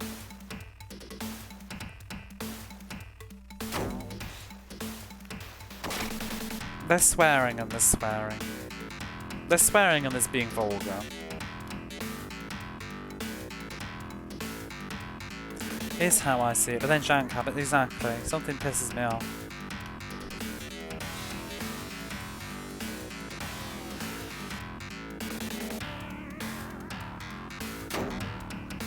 And I don't know, I think there's a different way. It's like you swear an awful lot on your stream as well, but it's always kind of funny. It doesn't... I don't know if this makes sense, but do you feel like when some people swear a lot, you don't feel the swear, but when some other people do it, it just feels like, wow.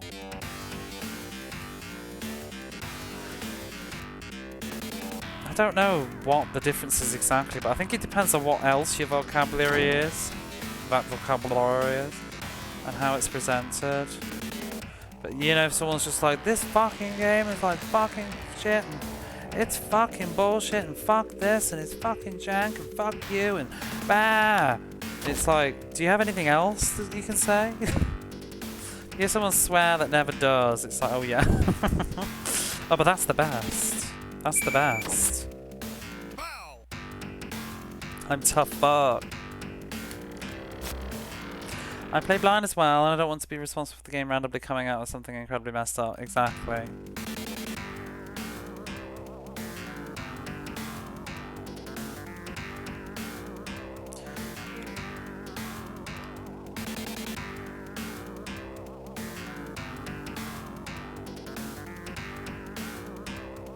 I mean, I remember once, and I don't have a problem, but I remember once Sinistubborn came in my chat, and he's often joked, you know, says that he's seen my clips when I've like dropped F-bombs and stuff. He's like, yeah, whenever he types something in the chat, I'm not even going to repeat it right now, but you know the way that he talks sometimes, he types it in chat and was like, you should just say like, you fucking mother, yeah, like kind of thing, and I'm just like, yeah, I'm not reading that out.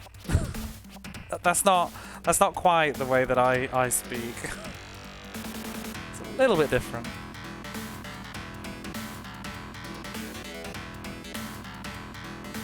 And anybody that's been on this channel definitely knows that anything to do with bacteria, that sort of a sentence will never come out of my mouth.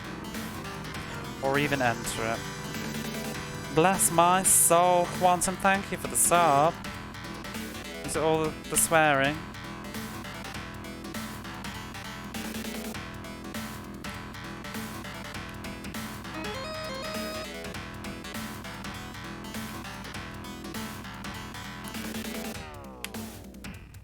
Swearing, graphics swung it for me. Well, fuck me. Makes me happy to hear.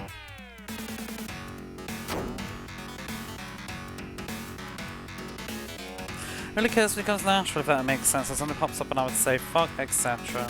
Yeah. Sometimes I just do it for dramatic effect as well. I'm a bit of a drama queen that way.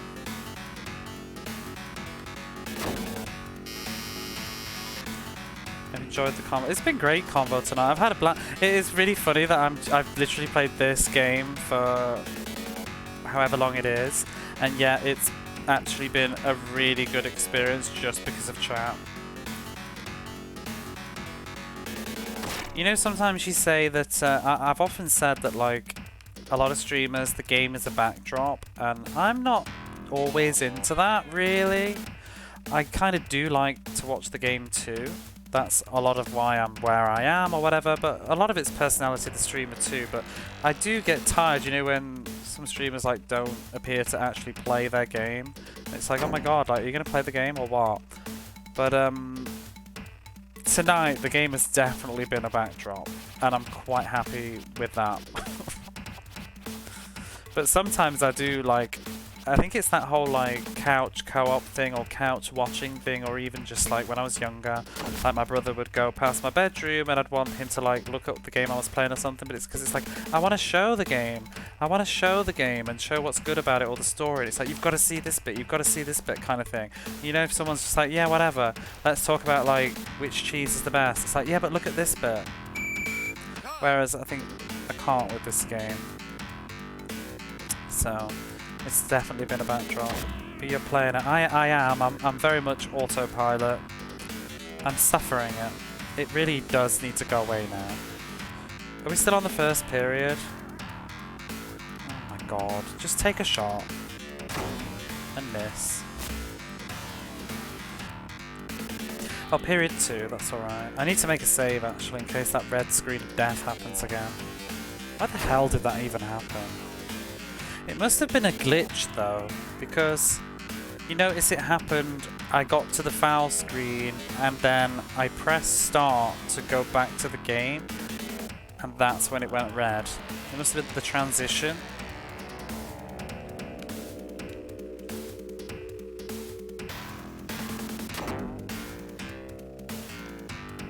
But there's certainly been a lot of convo tonight, so many topics. But it felt like sitting in the pub, wagging fingers. That sort of pub talk. Bearing in mind it is like 3 in the morning for me, but maybe because it's the weekend, maybe you felt like you were sitting on a nice bench outside in the sun. Fuck off. Oh no, it's me. Fucking. Thank you. Putting the world to rights, exactly. One squall at a time. Hashtag squall for president.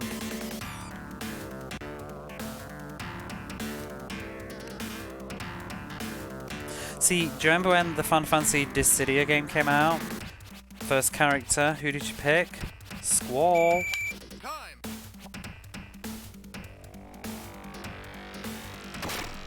Last character, Tidus. And you know it. Praise Yevon, my arse. What is the Praise Yevon thing all about on your channel? Are you a big Final Fantasy X fan?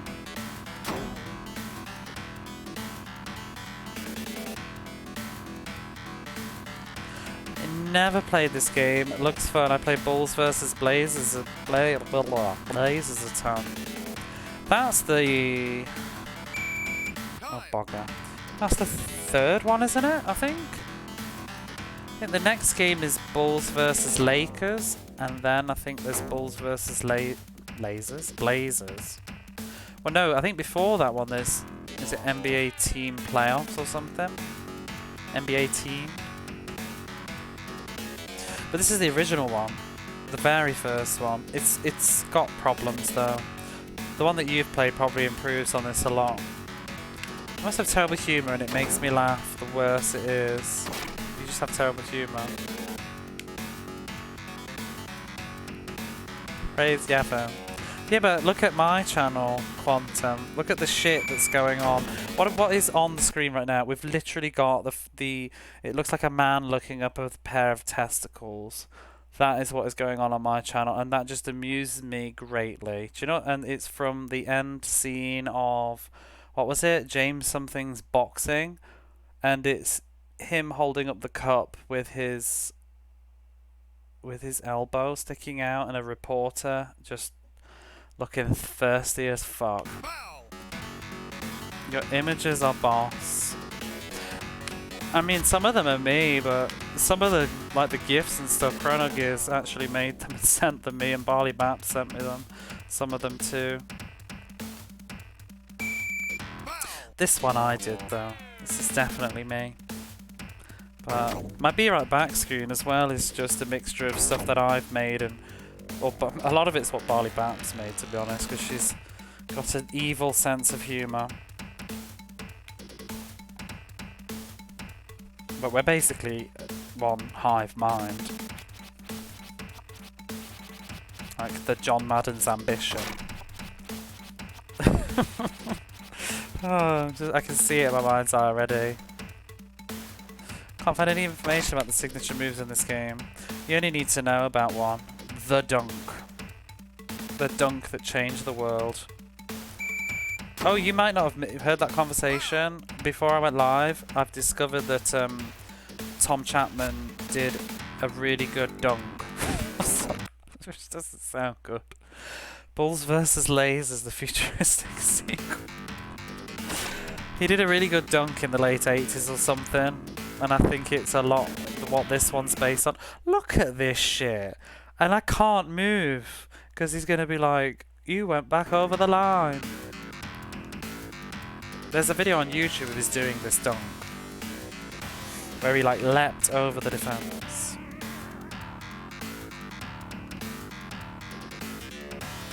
What's on the screen now? I'm curious. Oh, we've got Rise of the Robots.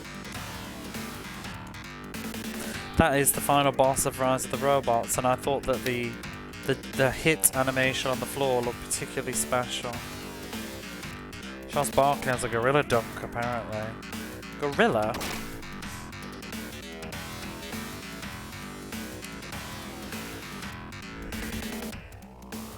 Ooh. Do you know what Magic Johnson's dunk is? Nobody does, because all he ever does is miss. Many of the signature moves were inserted without players' consent. Moves such as Charles Barkley's Gorilla Dunk drew controversy and would affect the future of the signature moves and the marketing of the moves for the future of basketball games. Unstoppable dunk by Tom Chambers, which starts from the elbow. Best thing, start from the elbow. Ooh. Is that about this game? Where did you read that from? Wikipedia? I thought I'd read the Wikipedia.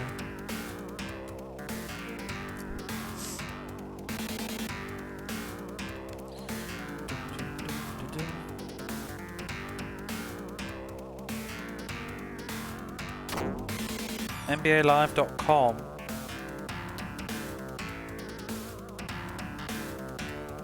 And NBALive.com they talk about this game. Are they still not over it? It's like 1990, let it go. He was known for two-handed dunks. Best. I don't even know what a gorilla dunk is. Does he mind being a gorilla? I mean, to be honest, I wonder if that was the name of the actual signature move or if it was in the game only. Because it probably isn't very flattering to have your signature move be the gorilla dunk. Oh, get out my way!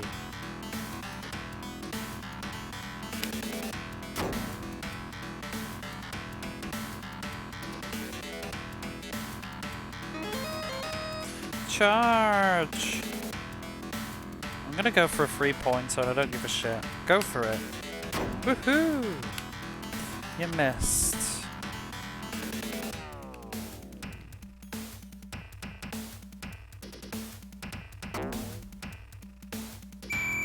Out of bounds. Out of bounds. You're out of time. What a god. Do you ever think that... I always wonder, like, I don't know. Could you imagine that we're playing this right now and secretly Tom Chapman's like just lurking in the chat and enjoying, like, listening to this? Could you imagine? Hey Tom, if you're watching. Because I do keep my VODs. Maybe he'll look up games that he's in. Maybe he'll see this someday and be like, wow, people really dig my dunk. Tom Chapman. His Royal Highness Tom Chapman, if you please. If it wasn't for Tom Chapman, I would never have finished this Mega Drive console challenge.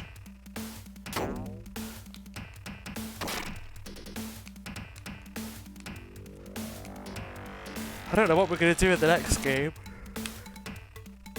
Sir Thomas Chapman, exactly. OBE.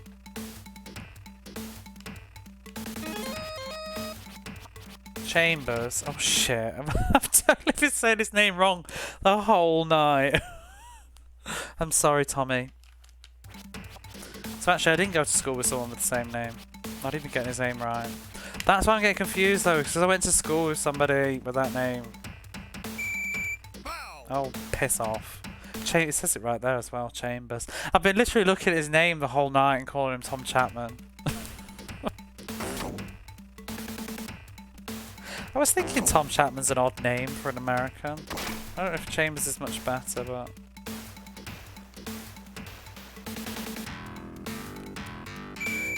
Traveling. Oh, that's a first. Did they have a good dunk too? I don't know, I never tried. I forgot that travelling was a whole rule in this. It's so unlikely to happen though. You've got to like attempt to shoot and then move afterwards. Or attempt to pass, but I don't know how you attempt to pass because it just passes as far as I know. Fuck off. Not Chambers.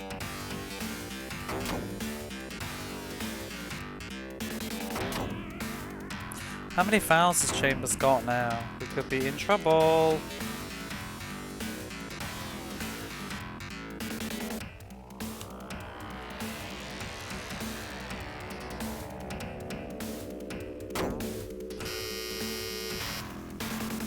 End of half. With some halftime adjustments, this could still become a very close contest by the fourth quarter. Oh. And now back to our game. The guy on the right is going in my chat box though, I've decided. Alright, let's change some people. Majil's looking pretty tired. Wes is tired. Ooh, I'm tired. This game should have ended by now. Corner. Corner who? There we go. Have a sip of coffee before I continue, I guess.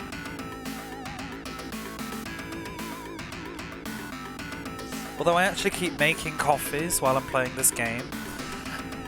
And not drinking it because there's literally no time to take a sip of coffee during this. It is just go, go, and go.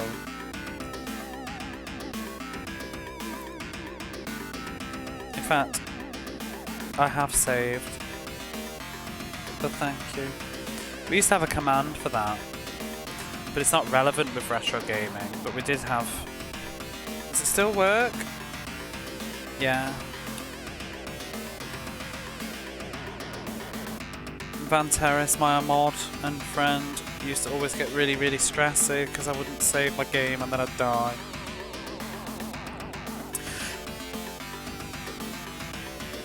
Let's go. I'm also mad because I just dribbled a bit of coffee on my new controller. I'm hoping it won't do anything to the silicon. I don't think it went in the crack.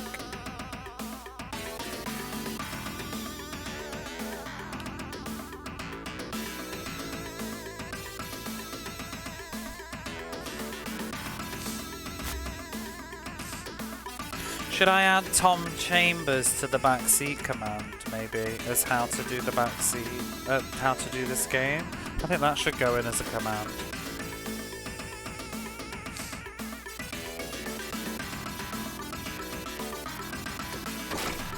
I feel like I haven't added anything for a while.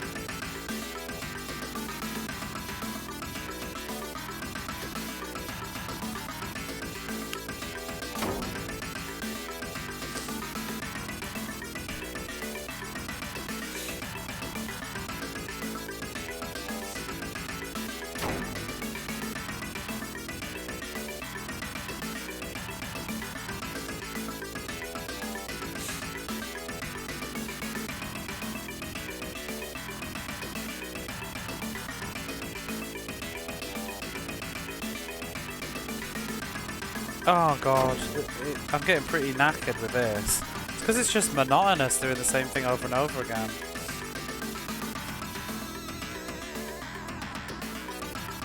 How many streams has this taken as well? Like 4 or 5 now?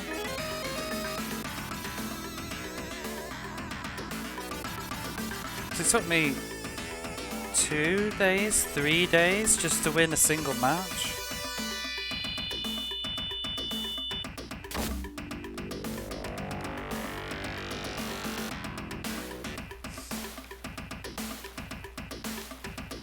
You know if this isn't, and also, you know if this isn't actually the final match, I'm going to be really, really sad.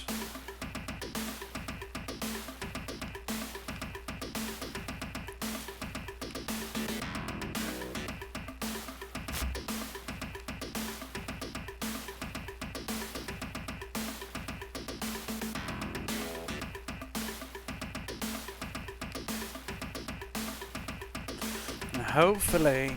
Whoops. And hopefully tomorrow, my plan is, because I've got nothing to do other than wait for this man to come over to sort out furniture things, I'm going to take some time to try out some other sports games and try and figure out which ones have got like what modes and how long they're going to take, and do a bit of investigating. And pick another one maybe. And also just think about some other games too. I'm gonna actually I need to practice flicking. I need to finish flicking.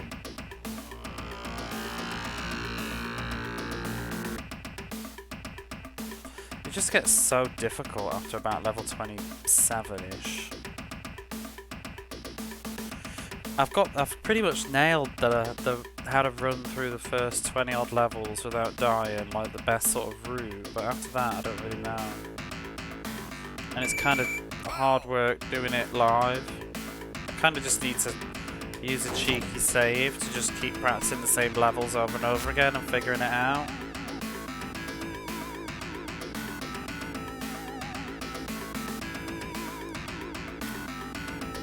I ended up having to do that with Thunder Force 2, practicing that final level over and over again.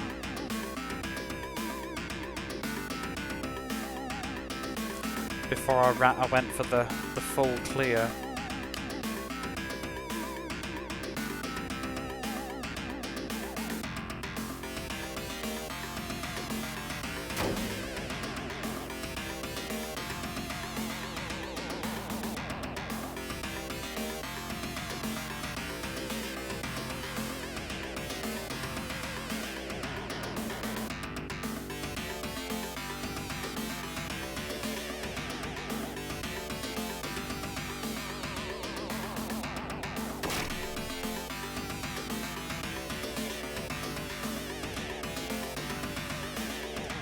Come on, Tom Chambers. Get into position.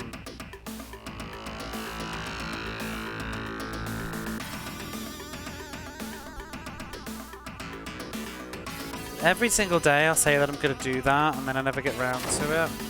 Because I've got to do some chores or whatever. And then I try and do it before I go live and then I end up just running late. I'm still trying to work on my so-called spreadsheet document of all the games I want to beat and what genres they are. And I'm thinking of, I'm trying to make a column as well to identify which ones are sequels and sequels to what. So that also, maybe if people want to see, like if they're redeeming games, they can see whether we can play that game yet or not, or if it's a sequel to something else that I need to play first. Because I do want to do everything in sort of order. Especially the sports titles too, I want to know which ones are connected to which.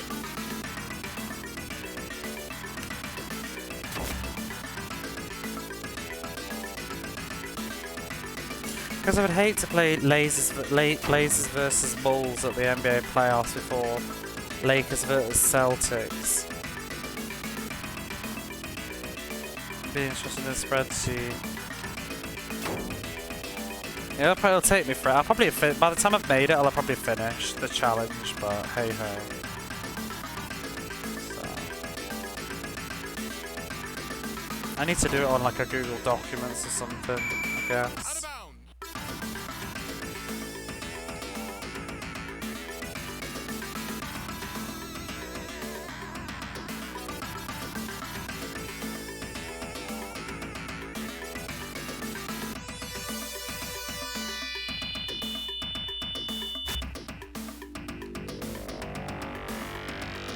But there's also a few games that I've been finding that I haven't included in my numbers because they weren't on the original Wikipedia list.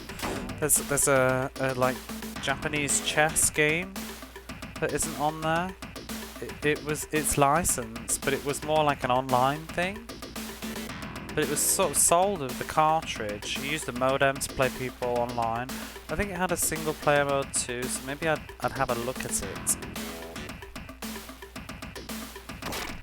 And then I have a problem because 2 of the games are in Portuguese. And I don't speak Portuguese, and there's no English translation. So I may not be able to play them because they're game show quiz games. Basically the Brazilian version of Who Wants to Be a Millionaire, I think. And I can't play it in Portuguese. So I may have to remove those, because I did say that I was just going to play all English and Japanese release games. I didn't expect them to be on a list, to be honest.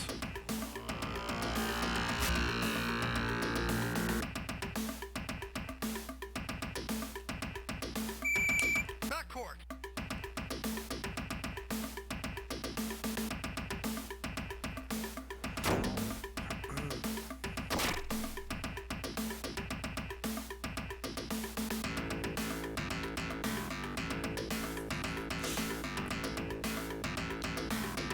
But yeah, could you imagine I'd have played this after playing all the other NBA games? This would be such a downgrade.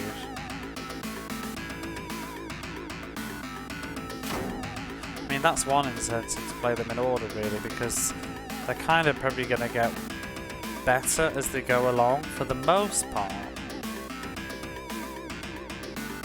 At least quality of life. This would be hard to play after getting used to like the star underneath.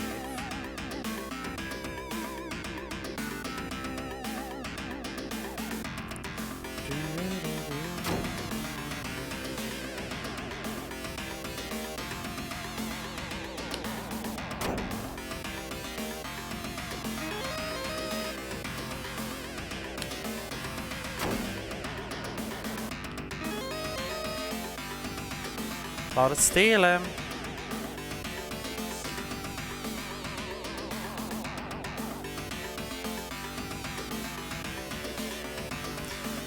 "57 seconds.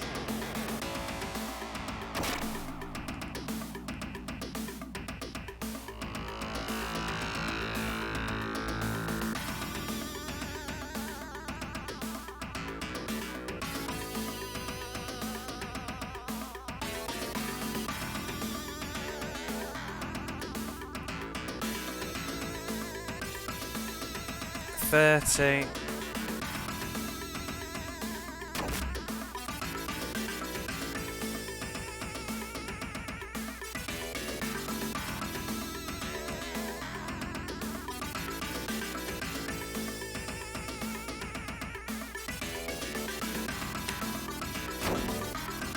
Whatever.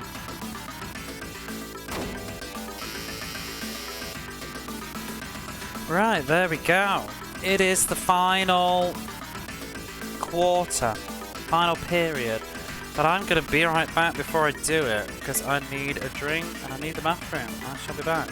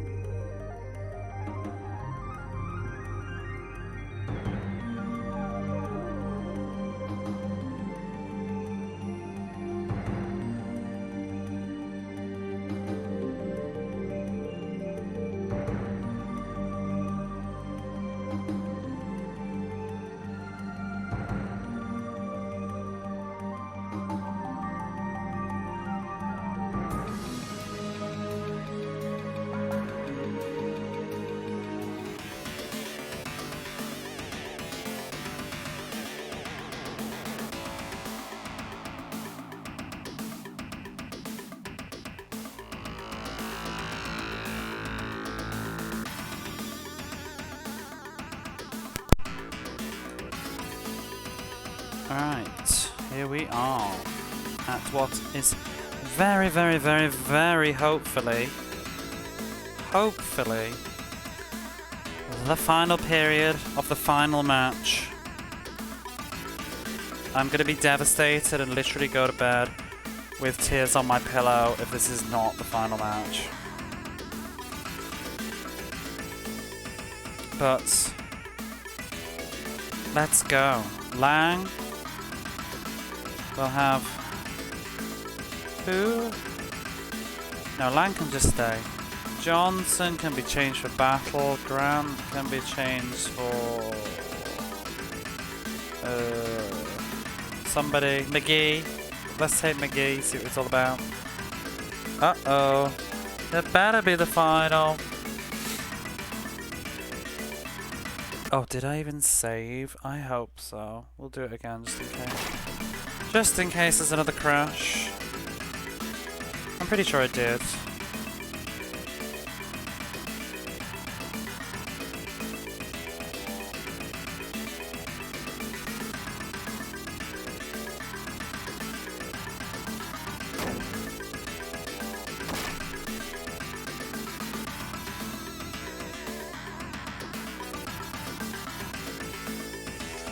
Come on, Tom Chambers. Oh my god. It wasn't close enough to do the dunk. Oh! Lang. Lang's pissed. Lang's over it. Lang's been doing this for too long. I always wonder who's that person standing behind the hoop. Who are they? It's like Gateball was only on the PC Engine. Gateball? What's that?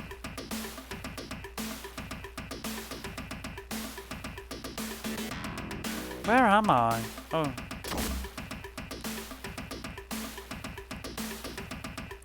Cheerleaders. Are they though? Out of bounds. There's only one of them. The one that's standing right... No, not those cheerleaders. The person with like a towel right behind Tommy Chambers. Who's just standing there? Are they like the person that... I don't know. Checks that went in the net? Those cheerleaders must be so fucking bored. Standing there for 45 minutes? Give him a chair. Or a cheer.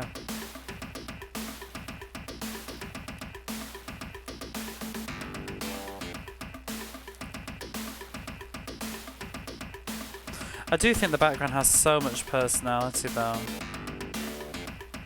But unfortunately, I think the background is just recycled in the next like 3 games, so I kind of wish they'd changed it up a little bit.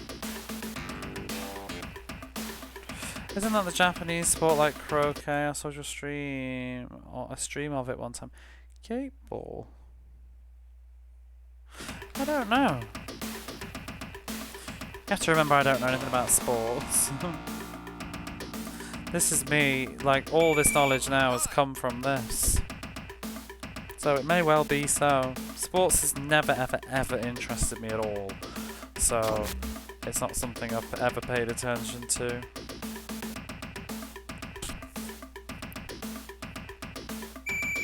Oh, I know, that was too slow. And that's changed to a slow character. Gateball. Oh, I'm making a right mess.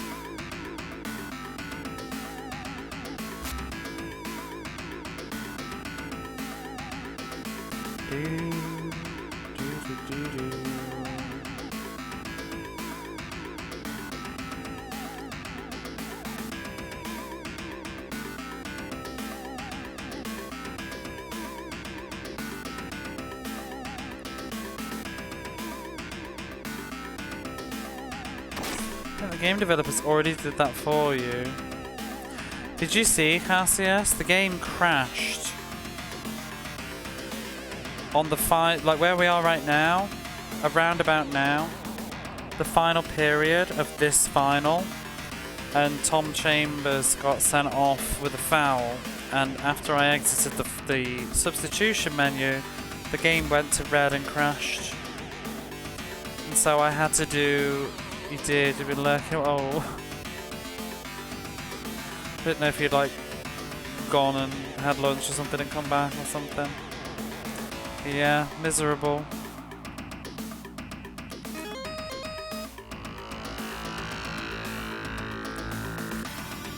So, what should have ended about 40 minutes ago is carrying on.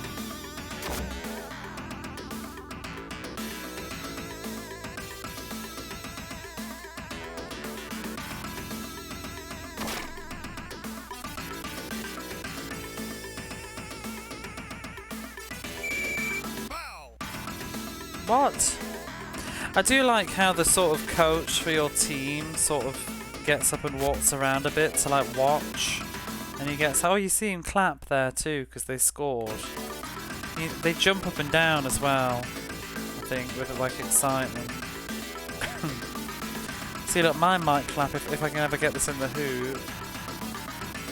Oh, he's not going to get it in. Nope. Yay. Oh, maybe he's just doing it at intervals. Oh, look, he stood up. And off he goes. Sit down again. It's a common crash. Apparently the game can't be finished. Are you serious? Please don't say that.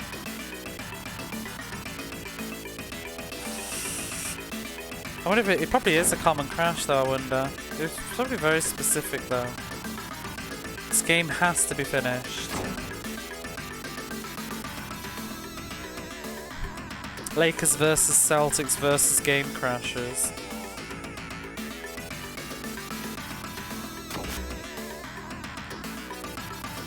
It's an anti-Tommy chain. Yeah, it says you. Oh, like exploits. Well, here's one for you. Boom. I mean, is it an exploit though? I feel like this was intentional. He's just a god, and the developers clearly adored him. What a great toss, thank you.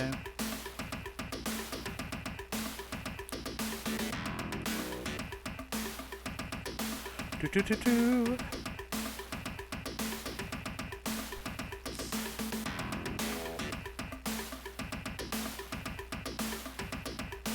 Four minutes and 30 seconds, it's happening!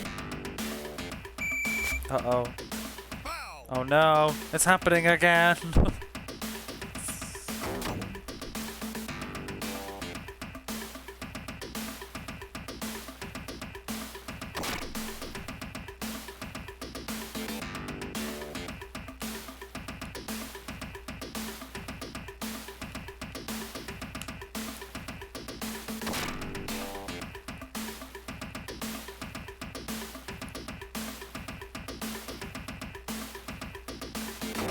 Oh!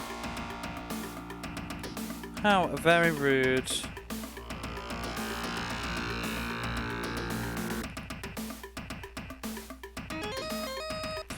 Yay!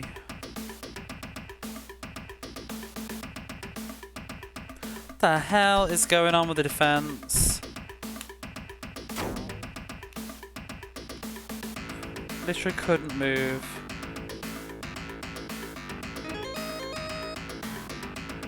That'll learn ya. Look at this slow motion. Somebody stop him.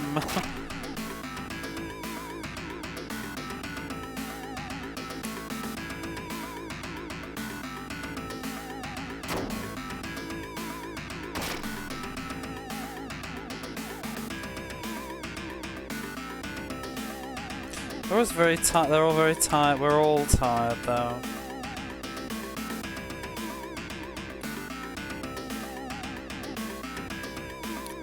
They've been playing these matches for hours and hours, over and over and over and over. This is why the final should just be one match. Then everybody wouldn't be so tired. Whoops. Oh, it went in anyway.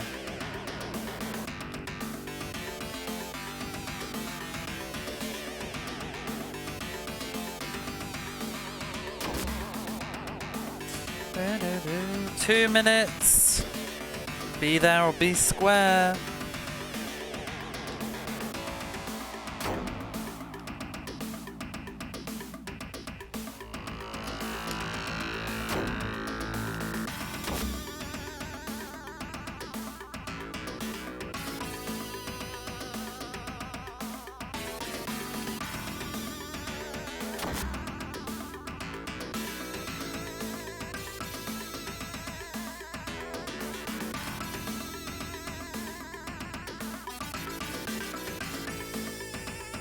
Wow, this defense.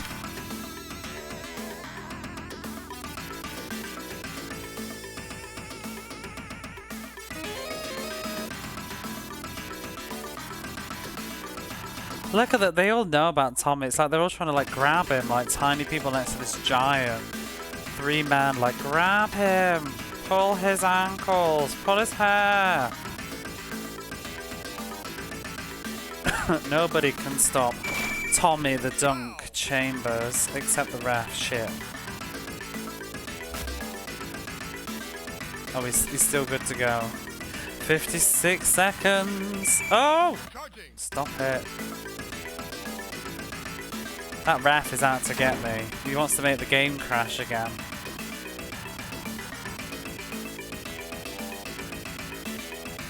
Can I just stall for time for a bit?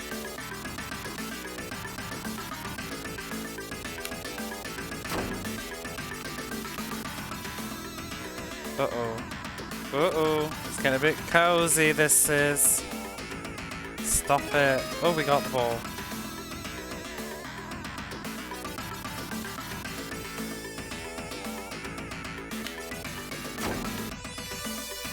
Oh, one more for Tommy? No?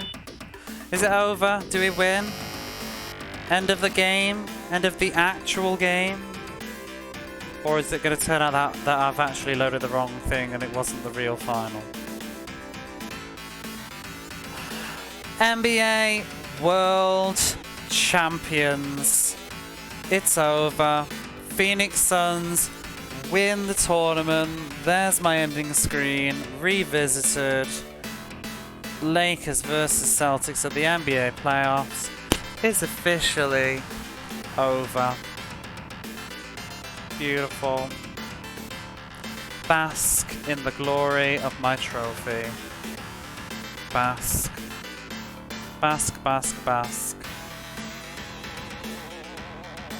Was it worth it? I'm not sure. Woohoo! No credits. See my power. And that's it. That's all you're getting. No credits. No nothing. Just an ending screen. So game 9 is officially done. I have no regrets. It is over. Goodbye. Carl May. See you, John Tomlinson. Goodbye. Graphics and animation by Nina. Oh, sorry, Paul Vernon. Fully experienced. Maybe overly experienced. Peggy Brennan. What a legend. Sound and music by Rob Hubbard. There we go. That's the reason the game was so good. Well, it has been a pleasure, but all good things must come to an end. And I think I'm going to leave it there for tonight. I'm not going to start anything else because it is 4:20 in the morning. Feeling a bit sleepy. I think I'm going to go and get I'd say early night, but it's clearly not an early night, is it? I didn't expect this to go on quite as long as it did, but go on it did. Thanks, Moon, you're welcome. Oh, there is Jordan versus Bird, but I don't think I've got the brain power at this hour. So we'll do a raid. We'll do a raid. Let's see who is